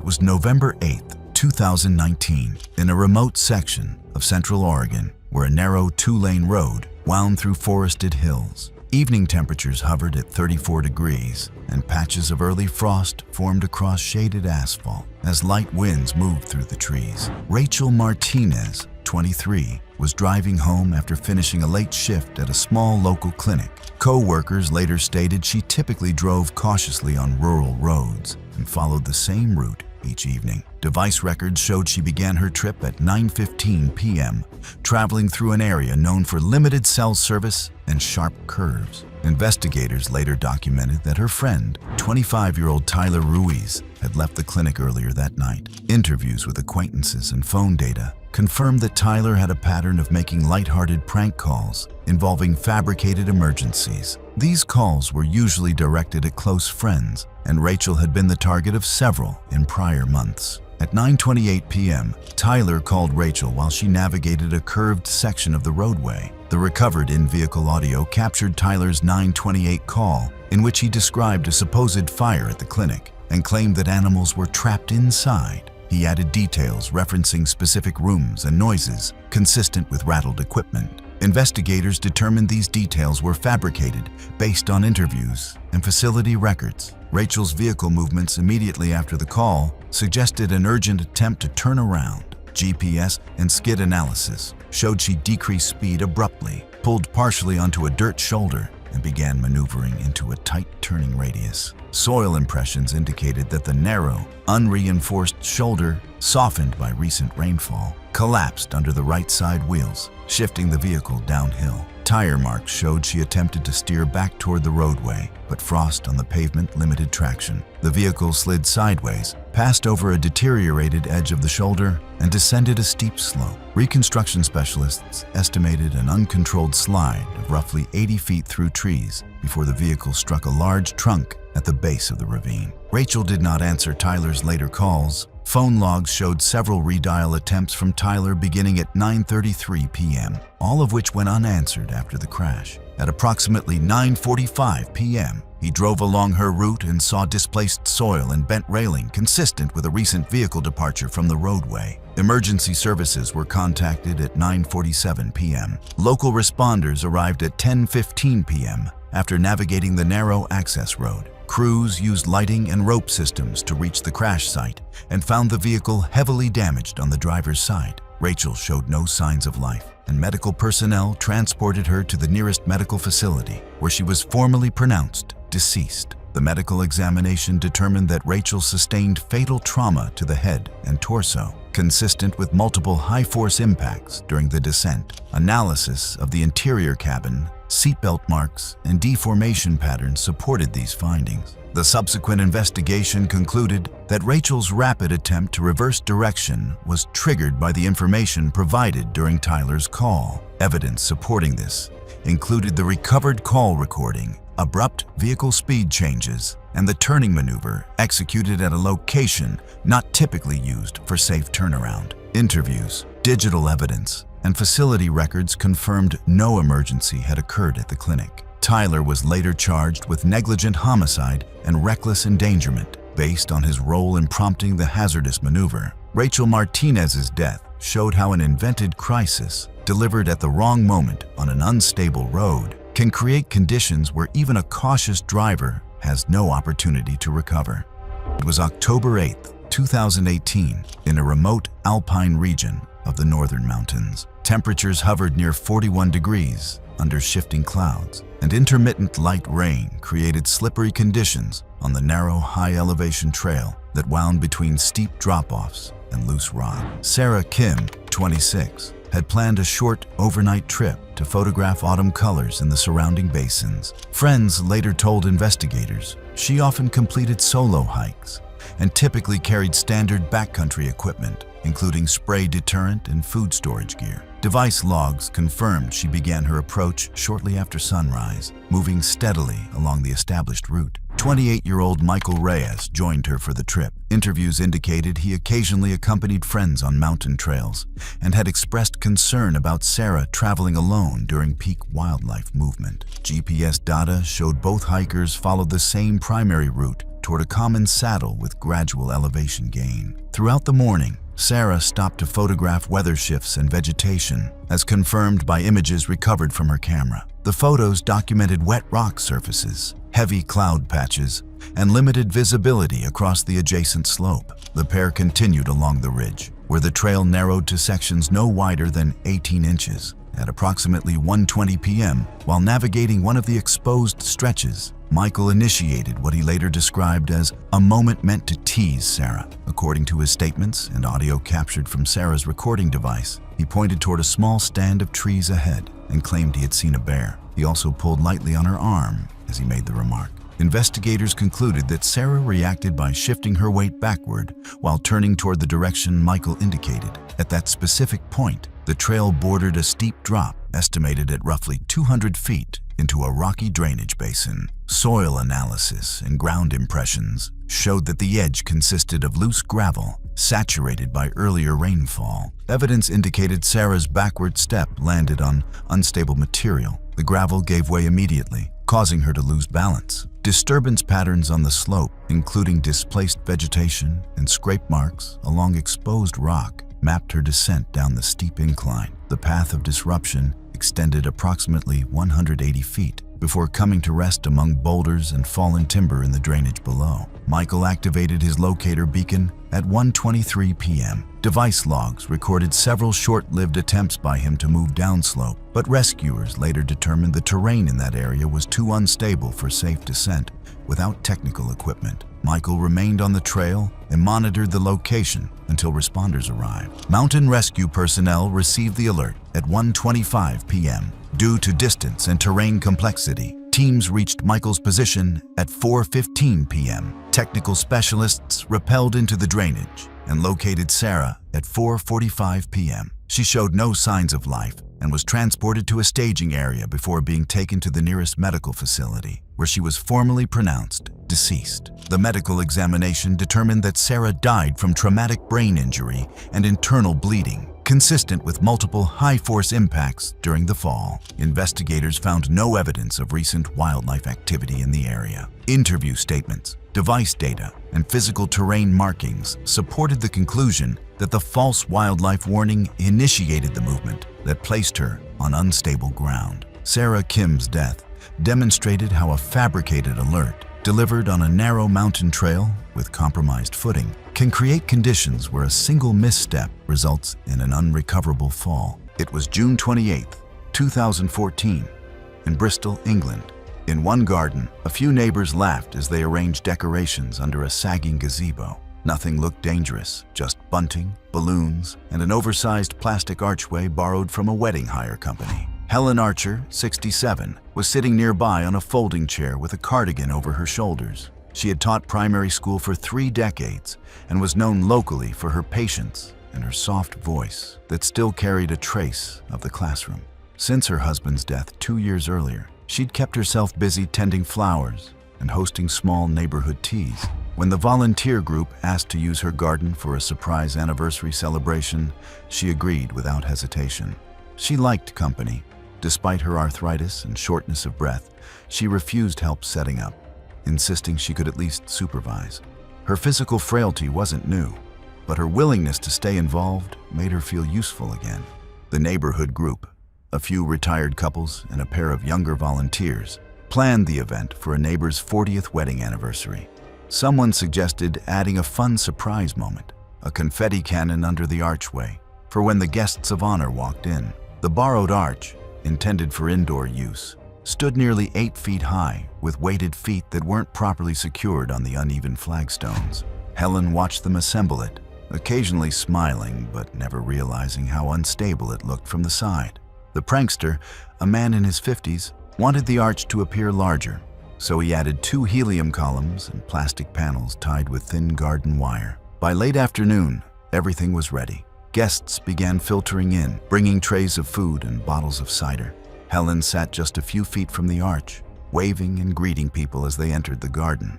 The man with the confetti cannon positioned himself behind a bush, aiming the launcher towards the path. The idea was to fire as the couple arrived, catching the moment on video. Several people had their phones out, laughing about how surprised the guests would be. Nobody noticed that one side of the arch had started to lean forward slightly under the weight of the decorations. When the guests of honor stepped through the gate, the man fired the cannon. The compressed air burst was louder than expected. A sharp, metallic, followed by a bright plume of shredded paper and helium balloons shooting upward. Startled, a few people screamed, but laughter followed quickly. Then the left leg of the arch jerked. Witnesses later described a slow, wavering motion before the entire structure tilted forward. Helen tried to stand, but her chair caught on the paving. The arch collapsed in one motion, the aluminum frame striking her across the chest and shoulder. Chaos ensued, people shouting, chairs clattering, the camera jerking toward the ground. Several neighbors rushed to lift the frame, but the tangle of pipes and balloons made it difficult. Helen's hands moved briefly, then went still. A neighbor called 999, while another attempted to free her breathing space. When paramedics arrived, they cut away the arch and began resuscitation. She was taken to Southmead Hospital, where doctors treated multiple rib fractures, internal bleeding, and cardiac arrest. But she was pronounced dead the next day. The coroner's inquest later found that the arch had not been anchored and had been overloaded with decorations. Footage from a nearby community center's CCTV and several mobile phones confirmed that no stabilizing weights or ties were used. The confetti launcher's discharge likely triggered the collapse. In the weeks that followed, the community fractured. Some blamed the man who fired the cannon. Others blamed the loose oversight of the event. Helen's granddaughter held a quiet memorial in the same garden, planting flowers beneath the spot where the arch had stood. A brief safety bulletin was circulated by the council to remind residents that even private gatherings must comply with event safety standards. The neighborhood group that had organized the party dissolved quietly, its members too ashamed to meet again. It was March 22nd, 2018, in a crowded residential compound in Lagos, Nigeria. On that day, a series of thoughtless prank calls had already been routed through the local emergency hotline, overwhelming the dispatchers and delaying response times. No one anticipated that one of these calls would indirectly cost a life in the very compound where chaos had been sown. Amaka Ease, 34, was a skilled seamstress who ran a small, home-based tailoring business. She lived with 3 children and her elderly aunt, who suffered from mobility and swallowing difficulties. Amaka had a meticulous nature, both in her work and her household, and was deeply protective of her family. She occasionally joked with neighbors and friends, but had a history of underestimating minor risks, often believing her presence could manage any sudden danger at home. Her days were long, alternating between sewing, errands, and caring for her household. and she occasionally recorded short instructional videos for local tailoring networks, seeking modest sponsorship from a regional fabric supplier. Her living environment was cramped and chaotic, narrow hallways, stacked furniture, and limited exits. Emergency services had always been slow in this part of Lagos, but Amaka relied on knowing the fastest routes to the street and kept basic first aid supplies close. She sometimes dismissed minor safety protocols, such as ensuring a second adult was present when cooking or lifting heavy objects, assuming she could handle sudden emergencies. The combination of her proactive nature and overconfidence in personal vigilance made her vulnerable in situations that demanded outside help. That afternoon, Amaka's aunt began to choke on a small piece of food. Amaka immediately began backblows while shouting for assistance. A neighbor tried both the 767 and 112 emergency lines, but one rang endlessly and the other returned a network error. Amaka continued trying to clear the airway while moving furniture to make space for intervention. Nearby, a local courier on a delivery route noticed the commotion. He sprinted to the junction to flag down passing police and patrol cars, but every unit was tied up responding to prank calls or minor false alarms. He saw Amaka's frantic movements, her face pale and strained, hands repeatedly slapping the aunt's back, while neighbors banged on doors and yelled for immediate help. Chaos and helplessness were evident. Time slowed, yet no professional assistance arrived. By the time an ambulance arrived nearly 30 minutes later, the aunt had already lost consciousness. Paramedics administered resuscitation, performing CPR and oxygen therapy, but the prolonged delay had caused irreversible hypoxia. Investigators later reviewed the dispatcher's logs, noting dozens of prank calls in the preceding 48 hours, many originating from the same youth group. Investigators traced many of those prank calls to a group of secondary school students using shared SIM cards at a local youth center. The cumulative effect of these calls had shifted priority and contributed to the fatal delay. The incident left neighbors shaken. Community meetings quickly turned to anger and reflection, recognizing how a harmless prank escalated into tragedy. The youth center responsible for several offenders implemented mandatory first aid and public safety workshops for the pranksters, ensuring they understood the real-world consequences of their actions. Telecom authorities also instituted stricter call screening and heavier penalties for serial prank callers. It was October 14th, 2016, in Queens, New York. In the apartment block on 37th Avenue, most tenants were winding down for the night. Down the hall from the second-floor landing, an old man sat alone in his living room, watching sports reruns. Outside his door, two younger men whispered, holding their phones out to record. Roberto Bert Morales was 58, a retired subway maintenance worker. He'd spent 30 years under fluorescent tunnels before taking early retirement after a mild heart attack. He lived quietly, collected his pension, and spent evenings at the local bar watching games with a few old co-workers. He had a weak heart and some shortness of breath, but doctors said with medication and less stress, he could live comfortably for years. He kept his small apartment in perfect order, ashtray cleaned, remote on the table, slippers lined by the sofa. The two men who called themselves his buddies were a decade younger, part of a newer crowd that hung around the bar. They'd filmed small pranks before, fake lottery wins, surprise scares, minor nonsense meant for laughs online. Bert tolerated them, sometimes laughed along. The idea for the fake break-in came up during a late evening argument about who could handle being robbed. Someone joked that Bert would probably drop dead from shock. The comment turned into a dare. They decided to sneak into his hallway and stage a mock burglary while recording his reaction. It was cruel, but they told themselves it would just be noise, a few laughs, and then an apology. By 10:40 p.m., the two men were outside Bert's apartment, hoods up, half drunk. One carried a mask, the other had a crowbar. They whispered and giggled, testing how loud they could bang on the wall before anyone noticed. The hallway camera later showed them pacing, building up nerve. They waited until a TV ad break echoed faintly through the door, then started the act. 3 hard bangs, 1 shout, the sound of the crowbar slamming against the door frame. Inside, Bert was likely confused and frightened. He wasn't expecting visitors. His building had been robbed years earlier, and the memory had probably left him cautious. He looked through the peephole but saw only movement, dark clothing, and the flash of metal. His pulse rose sharply. When another crash hit the door, he opened it halfway, instinctively bracing himself. The two masked figures lunged forward, shouting. The building's camera recorded the moment clearly.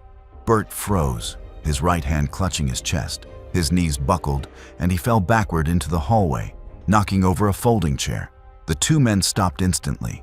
A neighbor across the hall opened her door after hearing the crash. She found Bert on the floor, gasping shallowly. The pranksters panicked. One ran for the stairs while the other knelt beside him, trying to shake him awake. A third resident called 911. Police and EMTs arrived within 5 minutes, finding Bert unresponsive with signs of cardiac arrest. Resuscitation efforts continued for about 10 minutes before he was transported to Elmhurst Hospital Center, where he was pronounced dead. The cause: sudden cardiac arrest precipitated by acute stress in a patient with coronary artery disease. Building CCTV footage, seized by investigators, showed the entire sequence. The two men were identified easily. Both had prior misdemeanor records. Prosecutors charged them with second-degree reckless endangerment and criminal trespass, standard charges under New York penal law for actions causing foreseeable harm without intent to kill. The funeral took place quietly at a local church. About 24 people attended, mostly old co-workers and neighbors. His widow, who lived separately after a long estrangement, refused to speak publicly or push for harsher charges. The two pranksters each received 3 years probation, community service, and a restraining order, barring contact with the family. It was August 26, 2017, on a narrow, winding road just outside Tagaytay, Philippines. The evening air was thick and humid, carrying the faint scent of nearby pine and smoke from distant fires. That night, a series of thoughtless stunts and prank ideas had already circulated among local teens and amateur filmmakers, setting the stage for a tragedy they should have anticipated.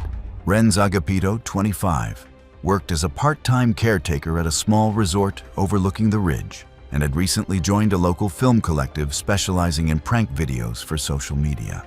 He had a playful personality, often volunteering for the riskiest roles in their sketches. He sometimes carried a sponsorship from a regional snack brand that encouraged creative content, and his Facebook page had modest but growing engagement. The roads near the resort were steep, narrow, and poorly lit, with minimal shoulders, no guardrails, and frequent hairpin turns, terrain that required careful attention from drivers and anyone near the edge. Locals often warned newcomers about sudden drop-offs and blind corners, but Renz ignored the danger, chasing the viral reaction he hoped would hit online. The technical demands of the setup were simple on paper. Renz would hide behind a tree near the roadside, wearing a white sheet, then jump out as a vehicle approached. Two friends would film from a parked motorcycle several meters back. The plan relied entirely on precise timing, Renz's ability to retreat quickly, and the expectation that passing drivers would react predictably. That night, the group began filming around 11:40 p.m. Traffic was light, but the incline increased vehicle speed unpredictably. Renz positioned himself behind a tree, sheet draped loosely over his shoulders. The friends filmed, the engine of a passing motorcycle humming softly. Renz ignored the muffled sounds of cars approaching from the distance, assuming he could step aside quickly if needed. A gray SUV came around the bend too fast. Its headlights cut sharply across the road, illuminating Renz for just a fraction of a second. He stepped out, arms raised under the sheet. The driver swerved instinctively, tires scraping the narrow shoulder before overcorrecting. The SUV skidded sideways, striking Renz and throwing him several meters before hitting a concrete barrier. Nearby stall workers heard the metallic crash and rushed toward the sound. Renz was found partially covered by the torn sheet, motionless.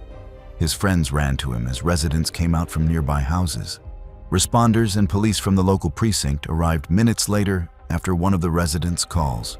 They found multiple fractures, internal bleeding, and blunt force trauma consistent with high-speed impact. The SUV driver, a woman in her 40s, sustained minor cuts and shock, but survived. Investigators later reviewed the friend's phone footage and skid marks to confirm that the prank had directly triggered the crash. The footage showed Renz stepping out just before impact, leaving the driver no time to react. Authorities ruled the case an accident caused by reckless imprudence resulting in homicide. A charge filed against the two surviving members of the film group. They faced both criminal and civil proceedings for contributory negligence. Renz's family held a private funeral in Cavite, attended mostly by relatives and neighbors. It was May 9, 2015, at a small temple in Kyoto. Volunteers were arriving early to set up the annual temple book fair, joking and carrying boxes of donations. Among them, a harmless prank. A thin layer of water spread across an entrance ramp as part of a reflection joke for latecomers would soon take away a life. Keiko Sato was 74, a part-time librarian known for her meticulous organization and calm demeanor. She had early-stage osteoporosis, making her cautious with stairs and slopes, and she walked with a slight forward lean to protect her spine. She had spent decades cataloging local history books and volunteering at community events, driven by a sense of responsibility rather than adventure. She enjoyed gardening and long walks, but she was conscious of her physical limitations. Despite her prudence, Keiko had a habit of taking small risks to maintain independence, such as carrying crates or reaching higher shelves, trusting her experience over caution. Keiko had no sponsors or external pressures, but she had a personal standard to be reliable. She arrived early each year to help with the book fair setup, carrying boxes of donated books and organizing tables. The temple was known for uneven ramps, small steps, and wet stone surfaces after rain, all hazards she knew well. The prankers, two younger volunteers from a nearby college, had a casual disregard for risk, intending the water film as a light-hearted visual trick rather than a slipping hazard. They assumed everyone would see it and avoid it, but they hadn't accounted for Keiko arriving alone with a crate. On this day, the assignment seemed simple. Transport donations up a gently sloping entrance ramp and place them near the registration table. But the prank made it unusually dangerous. Temple's CCTV later showed Keiko approaching, focused on balancing her load, unaware of the slippery film. The volunteers who had applied the water were chatting near the corner, distracted. No warning signs had been posted, and the thin layer of water blended with the natural shine of the stone.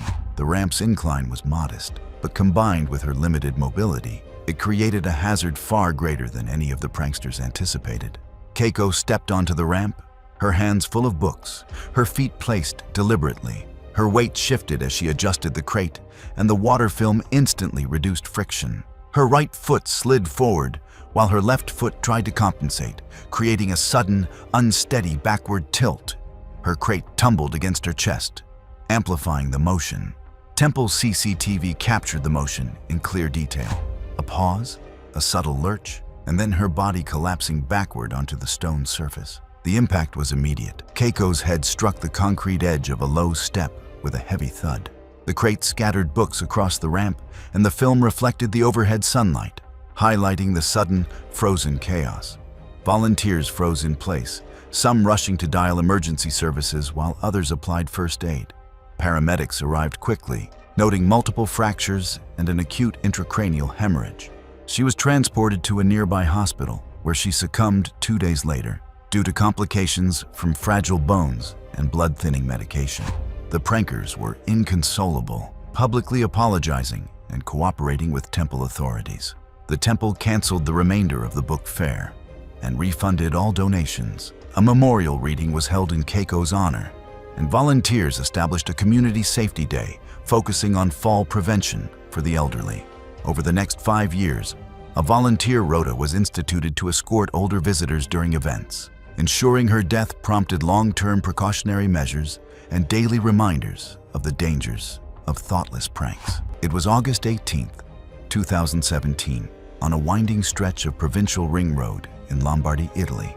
Cars moved steadily along the otherwise quiet route, unaware that a careless prank, a few reflective cones and a fake hazard sign, had been set up by teenagers hoping to film startled drivers.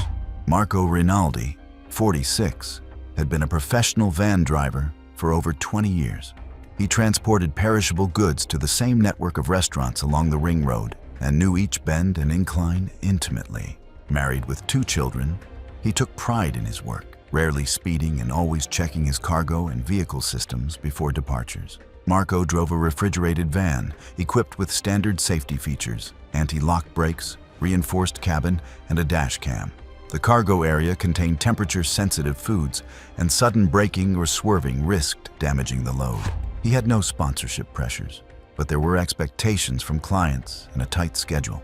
Lateness meant lost contracts or complaints. Despite these pressures, he rarely cut corners, though he sometimes pushed speed limits slightly to stay on time, believing his familiarity with the road compensated for risk. That evening, he was on his routine delivery route, completing the last stops before the weekend. Visibility was limited on the bend where the prank was set up. The teenager's reflective cones caught his headlights at the corner of his vision, and the sudden roadblock prompted him to brake and swerve instinctively. He had no way to know the prank was staged, and no signs warned of the obstruction. In the seconds before the incident, he adjusted the wheel to avoid the cones while maintaining control of the heavy van. The artificial hazard had transformed a familiar, manageable road into an unpredictable trap. Dashcam footage from a pickup ahead captured the first reaction, a sudden stop as the driver saw the cones, tires screeching.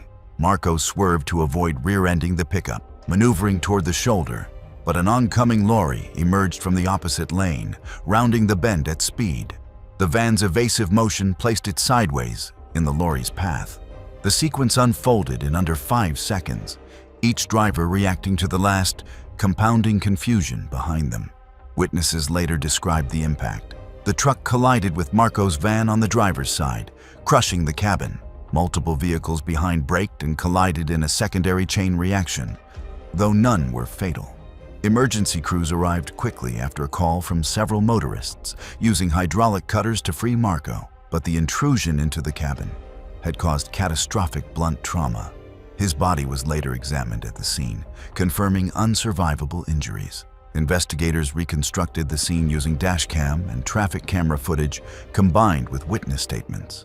The teenager's prank was identified as the initial catalyst for the accident. Police noted that the combination of a dimly lit bend and the artificial roadblock created a hazard no skilled driver could fully mitigate. The teenagers faced prosecution for creating a public danger, and local media widely condemned the stunt. Authorities installed additional reflective markers and a speed camera along the bend. He was survived by his wife, Elena, and their 2 children, ages 9 and 12. His funeral was held quietly in his hometown church, attended by relatives, co-workers, and several restaurant owners from his route. It was May 24, 2021. The desert heat in Tempe, Arizona had reached 96 degrees by late afternoon. Inside an off-campus apartment, fluorescent lights hummed over a small kitchen with laminate floors still warm from the day's heat. Dashiell Reese had just completed his daily ritual. At 20 years old, the computer science major stood 6 feet tall with the lean build of someone who never missed his 4-mile runs. Sweat still clung to his shirt as he entered the apartment, unaware that his roommates had spent the afternoon preparing what they believed would be harmless entertainment. The 2 business students had been planning their next social media video. Text messages recovered later would reveal their intention to test whether Dashiell was exaggerating about his peanut allergy. They had prepared a protein smoothie, secretly adding peanut powder. To them, it was just another prank for their followers. Dashiell approached the kitchen counter where his roommates had positioned their phone camera. When he asked about ingredients, citing his known peanut allergy, his roommates looked him directly in the eye and assured him it was completely safe. No peanuts, no allergens. They promised he could trust them. This was the moment that sealed his fate. Not the peanut powder itself, but the deliberate lie that convinced him to ignore his survival instincts. Believing their false assurances, Dashiell lifted the glass. The camera captured everything as he consumed approximately 4 ounces in 2 confident gulps. His roommates watched, expecting minor sniffling for comedic effect. They had no understanding of what they had just set in motion. The reaction began within minutes: oral tingling, throat irritation. His roommates initially laughed, still believing their prank was proceeding as planned. But Dashiell's body was already fighting a battle it could not win. Hives erupted across his neck. His breathing became labored, each wheeze audible on the recording. The realization struck all 3 of them simultaneously. This was not the minor reaction they had anticipated. Panic consumed the apartment. One roommate frantically searched for Dashiell's EpiPen, while the other dialed 911. When they found the auto-injector, it had expired 18 months earlier. They used it, but the degraded medication provided only limited effect against the rapidly progressing reaction. Emergency responders arrived to find a young man in severe respiratory distress. Paramedics first administered intramuscular epinephrine, the standard first-line treatment, but his airway was already rapidly closing. Only after his condition deteriorated further did they attempt to secure an advanced airway. They attempted to secure an advanced airway, eventually placing one despite the swelling, and began an epinephrine infusion during transport. But the damage was irreversible. At 6:02 p.m., less than 1 hour after trusting his roommate's promise of safety, Dashiell Reese was pronounced dead. The medical examiner's report was unambiguous: anaphylactic shock caused by peanut exposure. Laboratory analysis confirmed peanut protein in both the blender residue and Dashiell's stomach contents. The recording later became key evidence. Investigators used the footage and recovered messages to show the roommates knowingly introduced an allergen, despite his warnings. Prosecutors filed reckless homicide charges, citing their disregard for a known medical risk. Dashiell Reese ultimately died because he relied on assurances that were false. It was January 12th, 2022. Minneapolis had become a frozen wasteland where breath turned to ice and metal burned skin on contact. The city's underground parking garages offered refuge from the brutal cold, but sometimes refuge becomes a tomb. Peter Shaw never saw it coming. The 35-year-old marketing analyst had built his life on routine and predictability. His co-workers found his reliability both admirable and boring, which made him the perfect target for what they thought would be harmless fun. He parked in the same space every day, arrived at the same time, and rarely deviated from his schedule. Outside of work, his habits were equally structured: weekly grocery runs, early morning workouts, and evenings spent maintaining his SUV, which he took pride in keeping spotless. The plan was simple: plant a jump scare in Peter's SUV, use his spare key fob to remote start the engine so the cabin would be warm, and record his reaction. They believed it would be harmless. The garage where Peter parked was an architectural relic: concrete walls, low ceiling. The garage's aging, poorly ventilated layout allowed exhaust gases to accumulate far faster than modern standards would permit. When Peter's colleague pressed the remote start button from the street above, the SUV's engine started running in the enclosed lower level of the garage. Exhaust flowed from the tailpipe and began moving through the stagnant air of the garage. Peter walked into the garage and approached his SUV, finding it already warmed from the remote start. When he opened the door, the motion-triggered mask activated as intended, causing him to react with brief surprise. The prank had worked as his co-workers expected. But Peter didn't leave. He had gear to organize, equipment to check. With the engine running in the confined space, carbon monoxide began concentrating inside the SUV's cabin and the surrounding garage. As carbon monoxide levels rose, the SUV's interior air gradually shifted toward a dangerous concentration. The text he sent his co-workers was cheerful, acknowledging their successful prank. Those would be his last words to anyone. As carbon monoxide saturated his bloodstream, Peter's responses slowed and his movements became uncoordinated, consistent with the effects of progressing hypoxia. Remote start systems typically shut off after 15 minutes, but when Peter sat in the driver's seat and turned the key to accessory mode, the run timer was effectively extended.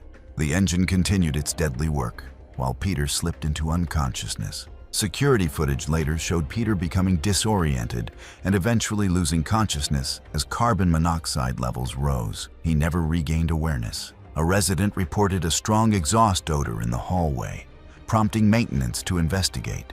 As they opened the garage access door, building carbon monoxide alarms activated, confirming the source. They found Peter slumped over in a vehicle that had become his coffin.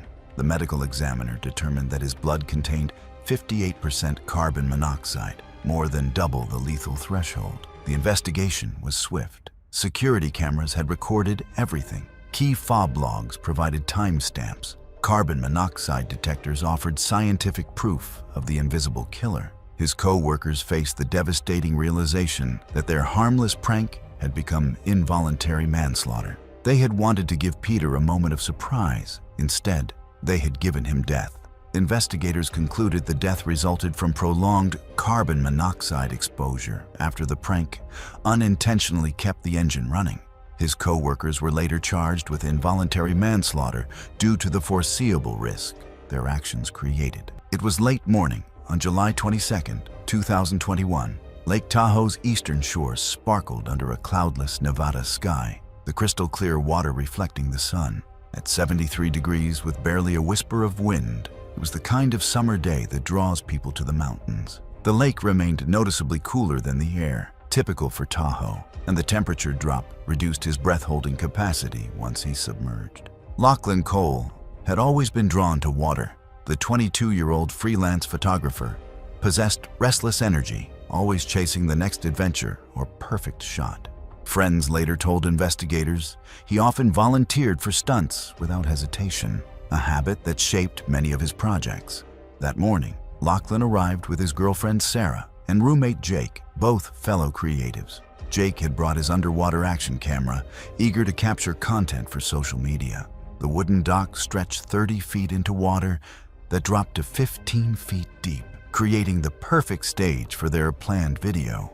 The idea seemed brilliant. Lachlan would stage a drowning prank while Jake filmed from below the surface, capturing the rescue from underwater. Sarah would play the panicked girlfriend on the dock before they revealed the joke. What none of them knew was that beneath the pristine surface, invisible dangers lurked. Old fishing lines and weights, discarded by careless anglers over the years, created a deadly web in the deeper waters near the dock. The performance began exactly as planned. Lachlan swam 25 feet from the dock and began his theatrical struggle. His acting was convincing, thrashing and calling for help while Sarah screamed from the platform. Jake positioned himself about 8 feet below the surface, with several more feet of deeper water still beneath him. After 30 seconds of fake distress, Lachlan took a deep breath and submerged as rehearsed. Jake filmed from below, expecting his friend to surface within 15 seconds with a triumphant grin. But something had gone terribly wrong.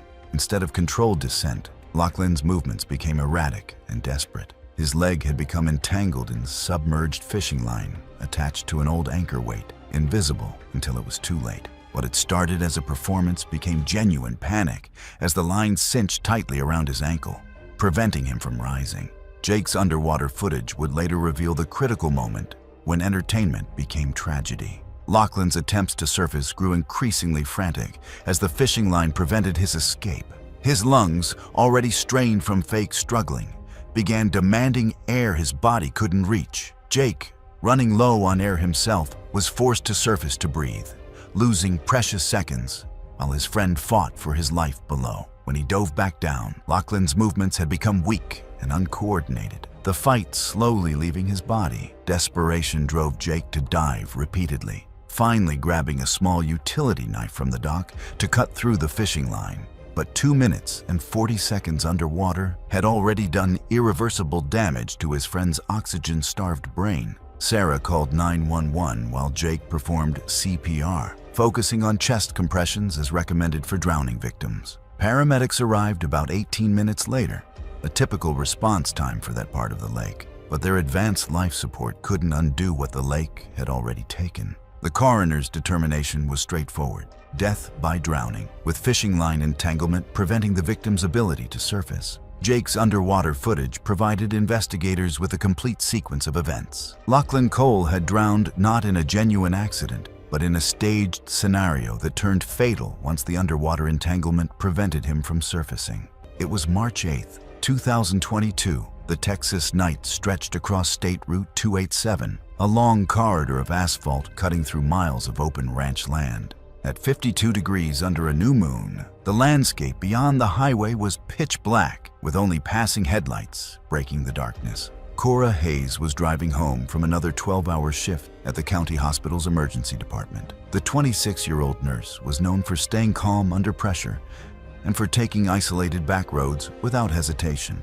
Her route home always included a brief stop at a small rest area where cell service returned. The rest area was one of the newer facilities along the highway, equipped with standard surveillance cameras and designated parking sections for cars and commercial trucks. Across the lot, Tyler Brooks, 28, and his friend Danny, 25, were preparing a prank they believed would startle Cora and end quickly with recognition and laughter. Their plan was simple. Danny would approach wearing a mask as a quick scare, while Tyler recorded from a distance. They expected her to realize who it was once she saw the truck and both men together. They positioned themselves behind a line of mesquite trees, assuming traffic in that stretch would remain sparse at that hour. When Cora pulled into the rest area and stepped out under the lone streetlight, she checked her phone as usual. Danny moved toward her as rehearsed, wearing the ski mask and approaching rapidly. But instead of freezing or hesitating, Cora reacted with the instincts of someone trained to avoid isolated threats. She immediately ran toward the highway, moving toward visibility and potential help rather than retreating toward the dark rest area. Danny continued after her, still believing she would recognize the prank once Tyler stepped out with the camera. Tyler remained 50 yards away, recording the unfolding scene while unaware that the reaction had escalated beyond anything they anticipated. Cora reached the edge of the highway just as an 18-wheeler approached, its headlights illuminating the road ahead at 70 miles per hour. The truck driver had less than 2 seconds from the moment she entered his headlight beam to register her presence. An 80,000-pound commercial truck traveling at that speed requires several hundred feet to stop. But the driver had far less than that. He engaged the air brakes immediately. Yet the distance was insufficient to avoid impact. The collision occurred at the outer edge of the right lane. The driver pulled his vehicle to a stop and called 911. Highway patrol and EMS units responded. They located Cora approximately 40 feet from the initial point of impact, consistent with a high-speed collision on an unlit highway. Tyler's still recording phone documented the events leading up to the impact. Investigators reviewed the footage, confirming that Cora believed she was fleeing an actual threat, not a prank. Danny's pursuit toward the highway was captured clearly, establishing how the chase placed her directly into the path of oncoming traffic. The truck driver was quickly cleared of wrongdoing. Both Tyler and Danny were charged with involuntary manslaughter for initiating a staged scare in a location where escape routes led directly to an active highway. Their planning, footage, and positions at the scene provided investigators with a complete timeline of the incident. The coroner determined that Cora Hayes died instantly from blunt force trauma, the outcome of a prank that unintentionally placed her in the path of a moving truck. It was September 2nd, 2022. The humid Wisconsin night pressed against the residence hall at a university in Madison, the still air settling thickly in the upper floors. At 72 degrees with minimal circulation, the building's older HVAC system had shifted into its low-power night mode, reducing airflow through the narrow corridors. Tobin Wells, a 20-year-old computer science major, returned from the campus library with the quiet routine he followed every night. He was known for being focused, reserved, and predictable, rarely mentioning his long-standing asthma. Few knew that the inhaler in his desk drawer was nearly empty, something he had postponed replacing during a busy week. Down the hall, his suite mates, 3 business majors, had planned what they believed would be a harmless scare. They had grown bored with typical dorm pranks and decided to escalate the stunt by using a ski mask and a small keychain-sized canister of pepper spray to make the scare seem more dramatic. Their online searches had shown temporary irritation as the usual outcome, and none had considered how aerosolized capsaicin behaves in enclosed, poorly ventilated spaces. The building's design made conditions worse. Constructed in the 1970s, the dorm relied on sealed fire doors and long, narrow hallways that limited natural ventilation after hours. The low-power HVAC mode allowed airborne irritants to remain suspended much longer than the pranksters realized. As Tobin walked toward the suite, one of the students positioned himself in the doorway, wearing the ski mask, waiting to jump forward on cue.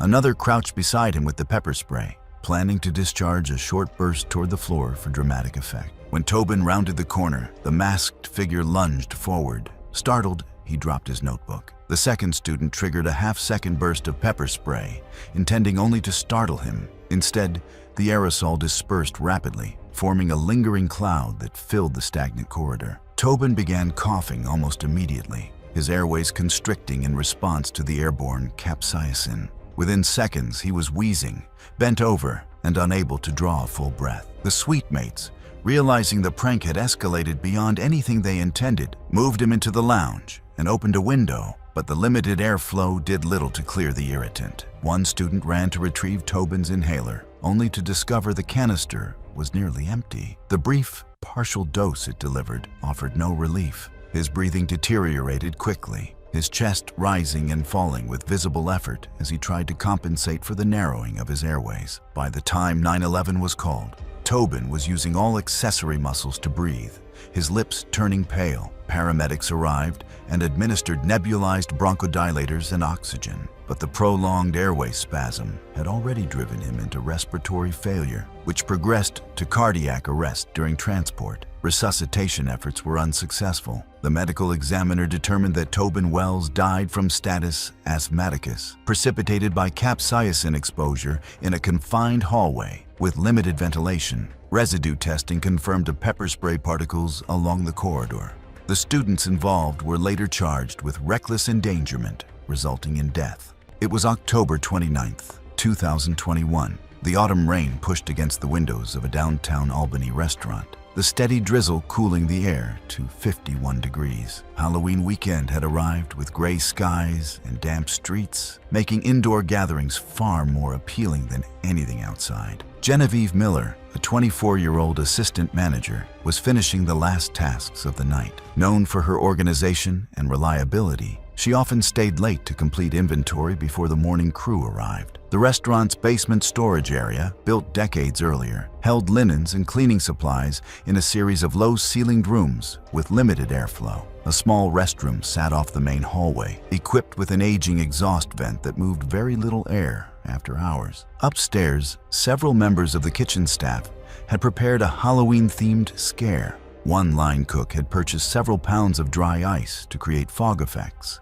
and decided to use the basement restroom for a prank. The plan involved placing a bucket of warm water and dry ice inside the small room, letting the fog roll out when Genevieve opened the door. They reviewed it briefly, believing the effect would be harmless. The restroom measured roughly 45 square feet, and with the exhaust fan barely functioning at night, airflow was minimal. As the dry ice sublimated, it produced visible white vapor mixed with heavier carbon dioxide gas, while the fog itself was only condensed water vapor. The CO2 accumulating beneath it displaced oxygen in the lower portion of the room. Over several minutes, concentrations increased to levels capable of causing dizziness and loss of consciousness in a confined space. As Genevieve finished her rounds and walked downstairs, one co-worker positioned himself in the hallway with his phone ready to record the reveal. The bucket in the restroom had been producing vapor for nearly 10 minutes. Fog pooled near the floor and seeped under the door.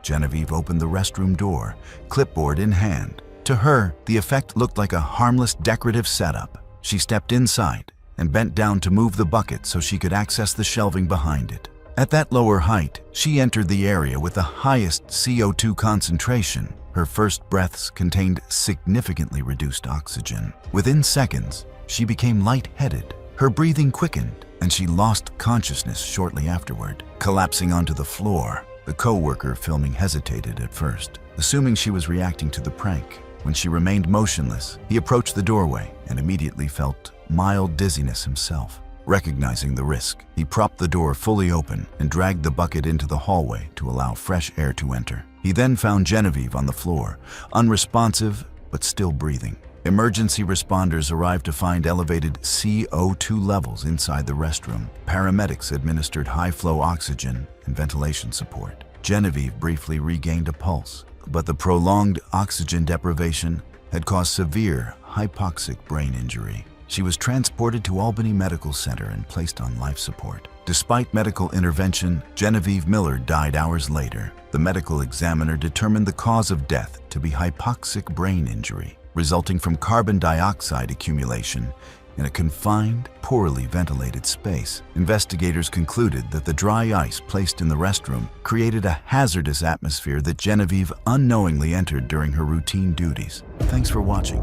Want to watch more? Click on your screen now.